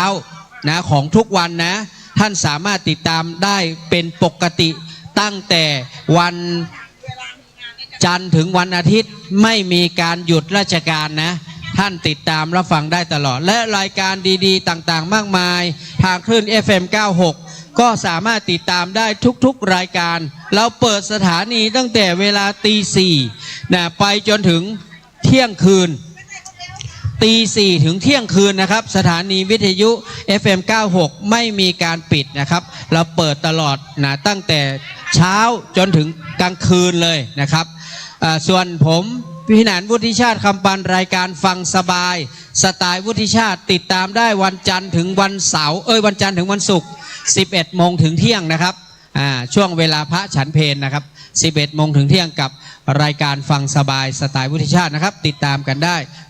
วันจันทร์ถึงวันศุกร์นะครับทาง Facebook ไลฟ์สดก็หนานวุฒิชาติได้นะครับทางคลื่นวิทยุวัดหนองกายอีกคลื่นหนึ่งนะครับก็ติดตามได้นะครับ11 โมงถึงเที่ยงจันทร์ถึงศุกร์เชิญชวนนะครับตอนนี้อาหารเรายังมีตอนนี้ฮังเลครับสาธุขอบคุณแฟนพันธุ์แท้นะตอนนี้นะครับฮังเลหมดเรามีถั่วลิสงต้มนะถั่วลิสงต้มแจกต่อรวมมิตรเรายังมีนะรวมมิตรเรายังมีนะรวมมิตรรู้สึกว่ารวมมิตรผมไม่มีนะเนี่ยผมไม่มีรวมมิตรจริงๆนะรวมมิตรยังไม่มีรวมมิตรยังไม่หมดนะเชิญชวน ไม่รู้ข้าวซอยหมดหรือยังข้าวซอยครับโอ้ขอบคุณครับข้าวซอยหมดหรือยังข้าวซอยข้างหน้าหมดหรือยังข้าวซอยพระครูไก่ยังไม่หมดนะยังไม่หมดใช่ไหมยังมีอยู่นะขอบคุณนะครับองค์กรสาธารณประโยชน์รักเชียงใหม่51ด้วยนะครับขอบคุณท่านคุณพ่อเพชรวัฒน์ด้วยนะครับขอบคุณผอ.สถานีขอบคุณนักจัดรายการเนี่ยแม่เชียงใหม่51นะครับขอบคุณนะครับเมื่อวันวิสาขบูชานี้ก็ต้องขอบคุณนะครับในส่วนของท่านอาจารย์พระมหาหน่วยวัดพระสิงห์นะครับวรมหาวิหารนะครับแล้วก็ทางองค์กรสาธารณประโยชน์รักเชียงใหม่51ได้เป็นผู้ไปดูแลนะครับจุดตรงที่หอดูดาวแทนวัดเจ็ดลินนะอันนี้ต้องขอบพระคุณทั้งสองท่านด้วยนะครับทางผอ.เพชรวัฒน์แล้วก็ทางท่านอาจารย์พระมหาอำนวยนะครับที่ได้เมตตาไปดูแลจุดหอดูดาวปีหน้านี้ก็คงจะต้องเป็นภาระหน้าที่ของท่านรักษาการเจ้าอาวาสและก็คณะศรัทธาวัดเจ็ดลินเนาะคงต้องได้กลับไปดูแลหอดูดาวนะครับวิสาขบูชาปีหน้านะครับเชิญชวนนะครับพ่อแม่พี่น้องศรัทธาสาธุชนที่ยังรับประทานอาหารกันยังไม่เสร็จหรือว่าท่านยังสนใจอยู่ตอนนี้ยำเรายังมีรวมมิตรเราก็ยังมีนะครับข้างในอาหารหมดหรือยังครับข้างในกระเพาะปลายังมีอยู่ไหมกระเพาะปลามีผัดไทยยังมีอยู่นะครับผัดไทยแล้วก็ยังมียำมะม่วงหมดหรือยังครับข้างในมะม่วงหมดแล้วเนาะก็จะมีน้ำนะครับตอนนี้มีน้ำชาเขียวชาเย็นนะครับมีแจกอยู่นะครับเชิญนะครับน้ำเปล่านี่ท่านก็หยิบเอาในถังน้ำแข็งได้เลยนะครับข้างหน้ามีน้ำหวานนะครับมีน้ำหวานน้ำขวดน้ำเขียวน้ำเหลืองน้ำแดงมีให้เลือกนะครับมีโรงทานแจกทุกท่านกราบขอบพระคุณครูบาอาจารย์ทุกรูปนะครับครูบาอาจารย์ทุกรูปทุกวัดนะครับที่เมตตามาร่วมบุญในงานวันนี้การปิดศพอาจารย์พระมหาวิษณุก็รอไปอีก50วันเราก็จะกลับมาพบกันอีกที่วัดเจ็ดลินเพื่อมาร่วมบุญ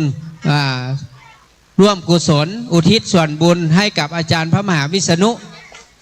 จารุธรรมโมนะครับซึ่งท่านเป็นพระนักปฏิบัติท่านเป็นพระนักเผยแพร่เผยแพร่ทุกอย่างเผยแพร่ธรรมเผยแพร่วัฒนธรรมประเพณีอย่างทรายเนี่ยเราเห็นเจดีย์สุดเศร้าเนี่ยนะครับกลายเป็นเขาเรียกว่าเป็นจุดไฮไลท์ที่สำคัญของวัดเจ็ดลินเรานะแม้แต่ทางอบจ.ก็ดีนะครับทางหน่วยงานบริหารในส่วนของกระเพาะปลากลับแล้วบายบายนะครับอนุโมทนาร่ำรวยนะเฮียนะร่ำรวยเดี๋ยว50วันพบกันอีกนะสาธุนะ50วัน100วันมาพบกันอีกทำบุญให้อาจารย์พระมหาวิษณุนี่เป็นแฟนคลับท่านทั้งนั้นนะครับแฟนคลับอาจารย์พระมหาวิษณุนี่เยอะมากนะครับมีเป็นหมื่นนะครับที่มาร่วมนะที่ไม่ได้มาร่วมอีกเป็นแสนนะครับนะที่มาร่วมในเป็นหมื่นนะที่ไม่ได้มาร่วมเป็นแสนดังนั้นจะเห็นว่าแม้กระทั่งท่านจากไปแล้วนะครับคุณความดีของท่านไม่เคยหมดลงเลยนะครับ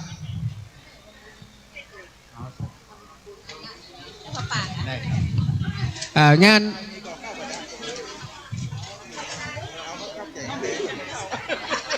ก็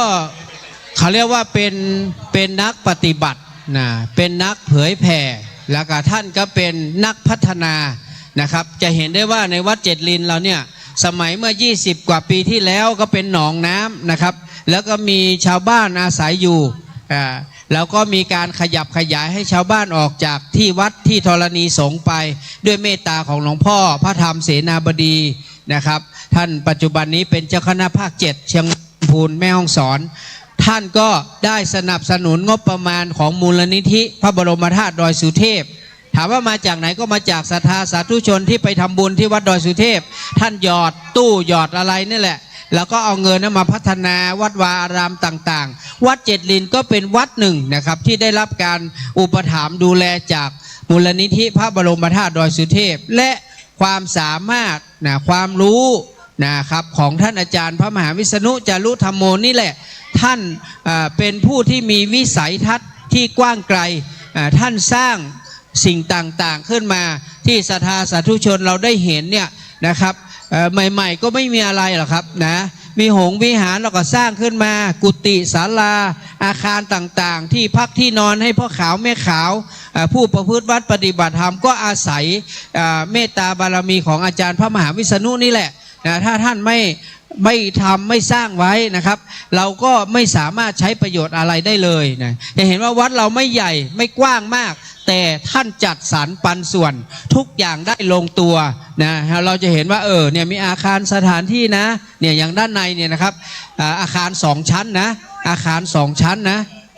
มีห้องเนี่ยนับไม่ถ้วนนะครับให้กับพ่อขาวแม่ขาวได้มาพักอาศัยอยู่เวลาที่เรามีปฏิบัติธรรมไม่ต้องไปหาที่พักที่ไหนนะครับเดี๋ยวท่านจัดให้หมดนะครับท่านจัดให้หมดนะแล้วก็มีการทำอาหารนะครับสาธุครับขอบพระคุณครับแม่ครับเราก็จัดให้หมดนะครับครับยินดีครับขอบพระคุณทุกท่านนะครับขอบพระคุณที่ทุกท่านเมตตานะครับพี่หนานวุฒิชาติเองก็เป็นเพื่อนสหายธรรมอาจารย์พระมหาวิษณุเราเรียนจบปริญญาตรีมาพร้อมกันนะครับแต่ท่านเรียนคนละคณะกับผมเรียนคณะพุทธนะท่านเรียนคณะครุศาสตร์นะครับเนาะท่านเป็นผู้ที่สนใจนะครับในการที่จะเผยแผ่ธรรมก็อยู่ด้วยกันมาตั้งแต่20ปีนะครับผมก็อยู่สถานีวิทยุขึ้น96มา20ปีตั้งแต่เขาก่อตั้งสถานีใหม่ๆที่วัดสวนดอกเมื่อปี47นะครับแล้วก็มา48นะก็มาอยู่ที่วัดอินเดียขีนผมก็อยู่ยาวตั้งแต่48มาจนถึงทุกวันนี้รับใช้สถานีวิทยุรับใช้หลวงพ่อดอยสุเทพรับใช้แฟนรายการครูบาอาจารย์ทุกรูปนะครับนี้เห็นแล้วก็รู้สึกอิ่มใจประทับใจนะครับครูบาอาจารย์จากวัดดอยสุเทพวัดโลกโมลีและวัดในเครือข่ายแล้วก็ครูบาอาจารย์ในเขตตำบลพระสิงห์นะครับสาธุครับแม่ขอบคุณครับสาธุครับขอบพระคุณครับขอบพระคุณครูบาอาจารย์นะครับทุกรูปนะครับแล้วก็หวังว่าวันที่ครบ50วัน100วันนะครับแล้วก็วันที่เราจะส่งสรีระของท่านไปทำการสลายร่างประชุมเพลิงก็ขอความเมตตาครูบาอาจารย์นะครับได้เดินทางมาร่วมนะครับด้วยกันอีกนะครับตอนนี้ยังเห็นนะครับเลขานุการพระเดชพระคุณหลวงพ่อพระธรรมเสนาบดีเจ้าคณะภาค7เชียงใหม่ลำพูนแม่ฮ่องสอนท่านก็ยังอยู่นะครับได้เดินพูดคุยให้กำลังใจขอบคุณครูบาอาจารย์ที่มาร่วมงานอาจารย์พระมหาวิษณุนะครับก็วันพรุ่งนี้ที่วัดดอยสุเทพนะครับวันที่19ช่วงเช้าก็น่าจะมีกิจกรรมนะครับวันอัฐมีบูชานะครับวัดอัฐมีบูชาพ่อแม่ญาติธรรมเราก็สามารถไปร่วมกิจกรรมที่วัดพระธาตุดอยสุเทพราชวรวิหารได้นะครับตอนนี้โรงทานก็คิดว่าใกล้ละนะใกล้ที่จะหมดละใครที่ยังรับประทานอาหารไม่เรียบร้อยก็มารับประทานอาหารขอความเมตตานะครับขอความเมตตาท่านช่วยเก็บเรื่องของเศษขยะด้วยนะครับเมื่อเรามารับอาหารโรงทานแล้วเนี่ยทางเจ้าภาพโรงทานเขาคงไม่อยากเห็นว่าเราเอาขยะหรือเอาอาหารที่กินเหลือแล้วไปทิ้งเรี่ยราดไปวางตามตรงนั้นตรงนี้ขอความเมตตาด้วยนะครับถ้าหากว่าเราทำไม่ได้เราช่วยกันไม่ได้เนี่ยมันก็น่าคิดนะครับว่าเราไปรับอาหารเข้ามาเราไม่ได้เสียตังค์สักบาทนะครับแต่พอเรากินหมดหรือไม่หมดเราก็ไปทิ้งเรี่ยราดทำให้วัดเกิดความสกปรกนะครับต้องสงสารใครไหมสงสารพระสงสารเนนสงสารขโยมวัด สงสารเด็กวัดหรือว่าป้าลุงเนี่ยที่เขามาช่วยดูแลวัดตอนนี้เราขาดล่มโพล่มไทรนะอาจารย์พระมหาวิษณุไม่อยู่แล้วรักษาการเจ้าอาวาสมาใหม่ท่านก็ยังไม่คุ้นเคยรู้จักกับญาติโยมเท่าไหร่ฉะนั้นขอความเมตตานะครับขอช่วยกันนะช่วยกันเก็บแก้วน้ำนะถ้วยโฟมจานอะไรต่างๆที่เรากินขอช่วยกันนะครับอย่าไปทิ้งเรี่ยราดนะขอช่วยกันเก็บด้วยนะคนละชิ้น2ชิ้นนะครับเอาบุญนะครับเอาบุญนะพ่อแม่พี่น้องนะเนี่ยเราเข้ามาเมื่อเช้าผมเห็นกองพริกพนันทึนทึกอะไรนะยังมี มะเขือเทศนะครับแล้วก็ยังมีฟักยังมีอะไรอีกมะม่วงอะไรเยอะแยะที่เขาทำเป็นถุงแจกก็ด้วยเมตตาของครูบาอาจารย์ที่เขาไปซื้อจากพี่น้องชาวบ้านนะครับที่เขาขายไม่ได้ราคามันตกต่ำซื้อมาแล้วก็มาให้จิตอาสาช่วยกันแพ็คใส่ถุงใส่อะไรแล้วก็แจกให้พ่อแม่พี่น้องเรากลับบ้านคนละถุง2 ถุง 3 ถุงนะครับเนี่ยก็ด้วยความเมตตาของครูบาอาจารย์ของท่านผู้ใจบุญโรงทานนี่ก็เหมือนกันนะครับถ้าท่านเหล่านี้ไม่เสียสละท่านรู้ไหมครับการทำโรงทานแต่ละครั้งถามผมเลี้ยงก๋วยเตี๋ยวทีหนึ่ง300-500 ถ้วยเนี่ยใช้เงินเป็นหมื่นนะครับเป็นหมื่นนะอดหลับอดนอนนะครับต้องมาทำเนี่ยครับเนี่ยท่านที่เลี้ยงน้ำเลี้ยงอะไรก็ช่างนะฮะมาจากลำพูนมาจากหลายอำเภอหลายที่หลายทางเนี่ยท่านต้องเสียค่าน้ำมันรถนะครับเสียเงินซื้อของซื้อวัตถุดิบมาทำอาหารแล้วก็ตั้งใจเดินทางมาเลี้ยงนะครับพอมาเลี้ยงเสร็จก็อยากให้เราได้กินกันอย่างอร่อยนะเรียกว่าบุญก็ได้ไส้ก็เต็มตอนนี้เมื่อบุญได้แล้วไส้เต็มแล้วขออย่าให้ขยะเรี่ยราดนะครับนะช่วยกันสาธุดังๆหน่อยสาธุสาธุสาธุถ้าใครไม่ทิ้งขยะนะใครทิ้งขยะนี่ไม่ดีนะอย่าทิ้งขยะเรี่ยราดเดี๋ยวออกวัดไปไม่มีโชคมีลาภจะบอกให้ถ้าใครไม่ทิ้งขยะเรี่ยราดออกไปได้โชคได้ลาภแน่นอนเนี่ยมีแฟนรายการมาบอกผมมากระซิบผมมาทำบุญวัดเจ็ดลินเมื่อวันนั้นเนี่ยกลับไปอธิษฐานถูกรางวัลที่5 1 ใบ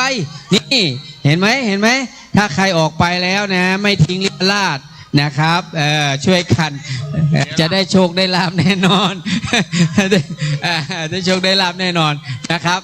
พี่น้องท่านไหนที่ยังไม่ได้รับประทานอาหารเชิญได้นะครับเชิญชวนทุกท่านเลยนะครับเนี่ยตอนนี้ผมเห็นแล้วเนี่ยมีคนเอาแก้วน้ำใครจะเป็นจิตอาสาช่วยเก็บหน่อยแก้วน้ำวางตามข้างรถนะครับโอ้ยเดี๋ยวเขาขี่รถออกไปมันก็ตกเลี่ยราดอีกนะครับใครเอาไปวางนะเห็นไหมฮะ2-3 แก้ว4-5 แก้ววางข้างรถเขานะครับที่เขาจะต้องช่วยกันเก็บหน่อยนะใครจะเป็นจิตอาสาเอาถุงมาเก็บให้หน่อยก็ได้นะครับเอาบุญนะเห็นแล้วเนี่ยเอาวางทิ้งข้างล่างก็มีใต้โต๊ะใต้เก้าอี้ก็มีอนุโมทนาเนอร์ครับถุงดำมีนะครับเอาใส่เลยนะครับเนาะถุงดำใครจะมีจิตอาสาก็เอาถุงดำไล่เก็บขยะให้หน่อยก็ดีนะครับเนาะเอาบุญนะครับโฆษกทางโน้นขอเชิญพูดคุยกับสาธุชนก่อนเดี๋ยวผมขออนุญาตพักกินข้าวแป๊บหนึ่งครับต้องขออนุโมทนาขอบพระคุณนะครับอนุโมทนาในบุญกับป้อสมเด็จนะครับยาขาวจินดาอ้อมครอบครัวนะครับอนุโมทนาเอาไปจอมได้เลยครับสาธุเชิญป้าแนนต่อครับพริกยังมีอยู่นะครับเริ่มมาเอาพริกที่โรงทานนี้ได้นะพริกมีนักอยู่นะครับอู้ไปก่อนเดี๋ยวขอกินข้าวก่อนพี่น้องคณะสถานนะครับเนาะถ้าจะก่อนจะปิกบ้านปิกจองนะครับเขาพี่น้องนะครับที่เปิ้นมาจากอมก๋อยนะครับเปิ้นได้นำพริกนะครับนำพืชผลทางการเกษตรนะครับมาแจกตอนนี้พริกเอี่ยมนักอยู่นะครับบะฟักหมดแล้วบะม่วงหมดแล้วนะครับมะเขือส้มหมดแล้วนะครับนอนแล้วก็มีหอมมีอย่างหลายๆอย่างนะครับตอนนี้เหลือพริกอยู่นะครับเนาะไปเอาพริกได้นะครับมาช่วยกันเอาปล่อยกำนะครับมันมีนักนะครับเนาะมีจะเป็นลำรถเนี่ยนะครับวันนี้พี่น้องเปิ้นมาจากอมก๋อยนะครับ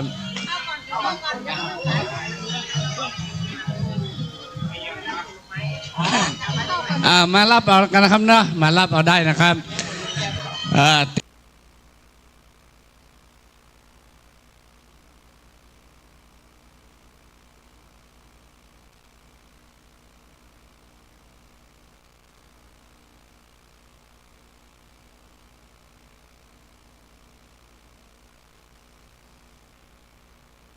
ได้นะครับถุงมีนะครับถุงมีใส่ให้กับพี่น้องนะครับเนาะไปซุปซ่าเราบอกมันยัง เอาเวลานี้นะครับก็จะได้ให้โคศกได้พักกินข้าวกินน้ำเราก็ได้ฟังแห่กองแห่กล่องกันไปก่อนนะครับเนอะ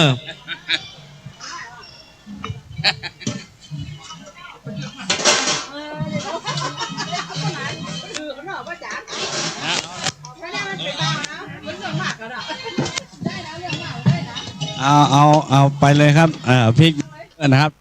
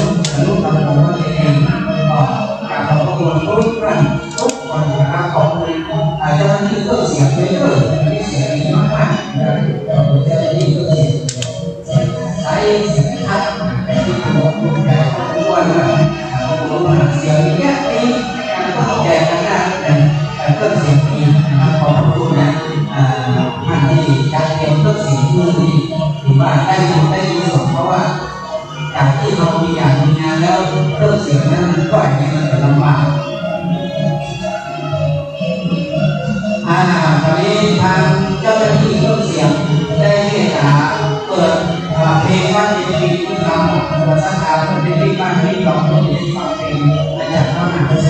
แล้วเดี๋ยวประมาณพรุ่งนี้11 โมงถึงเที่ยงไปฟังการจะเปิดเพลงนะครับที่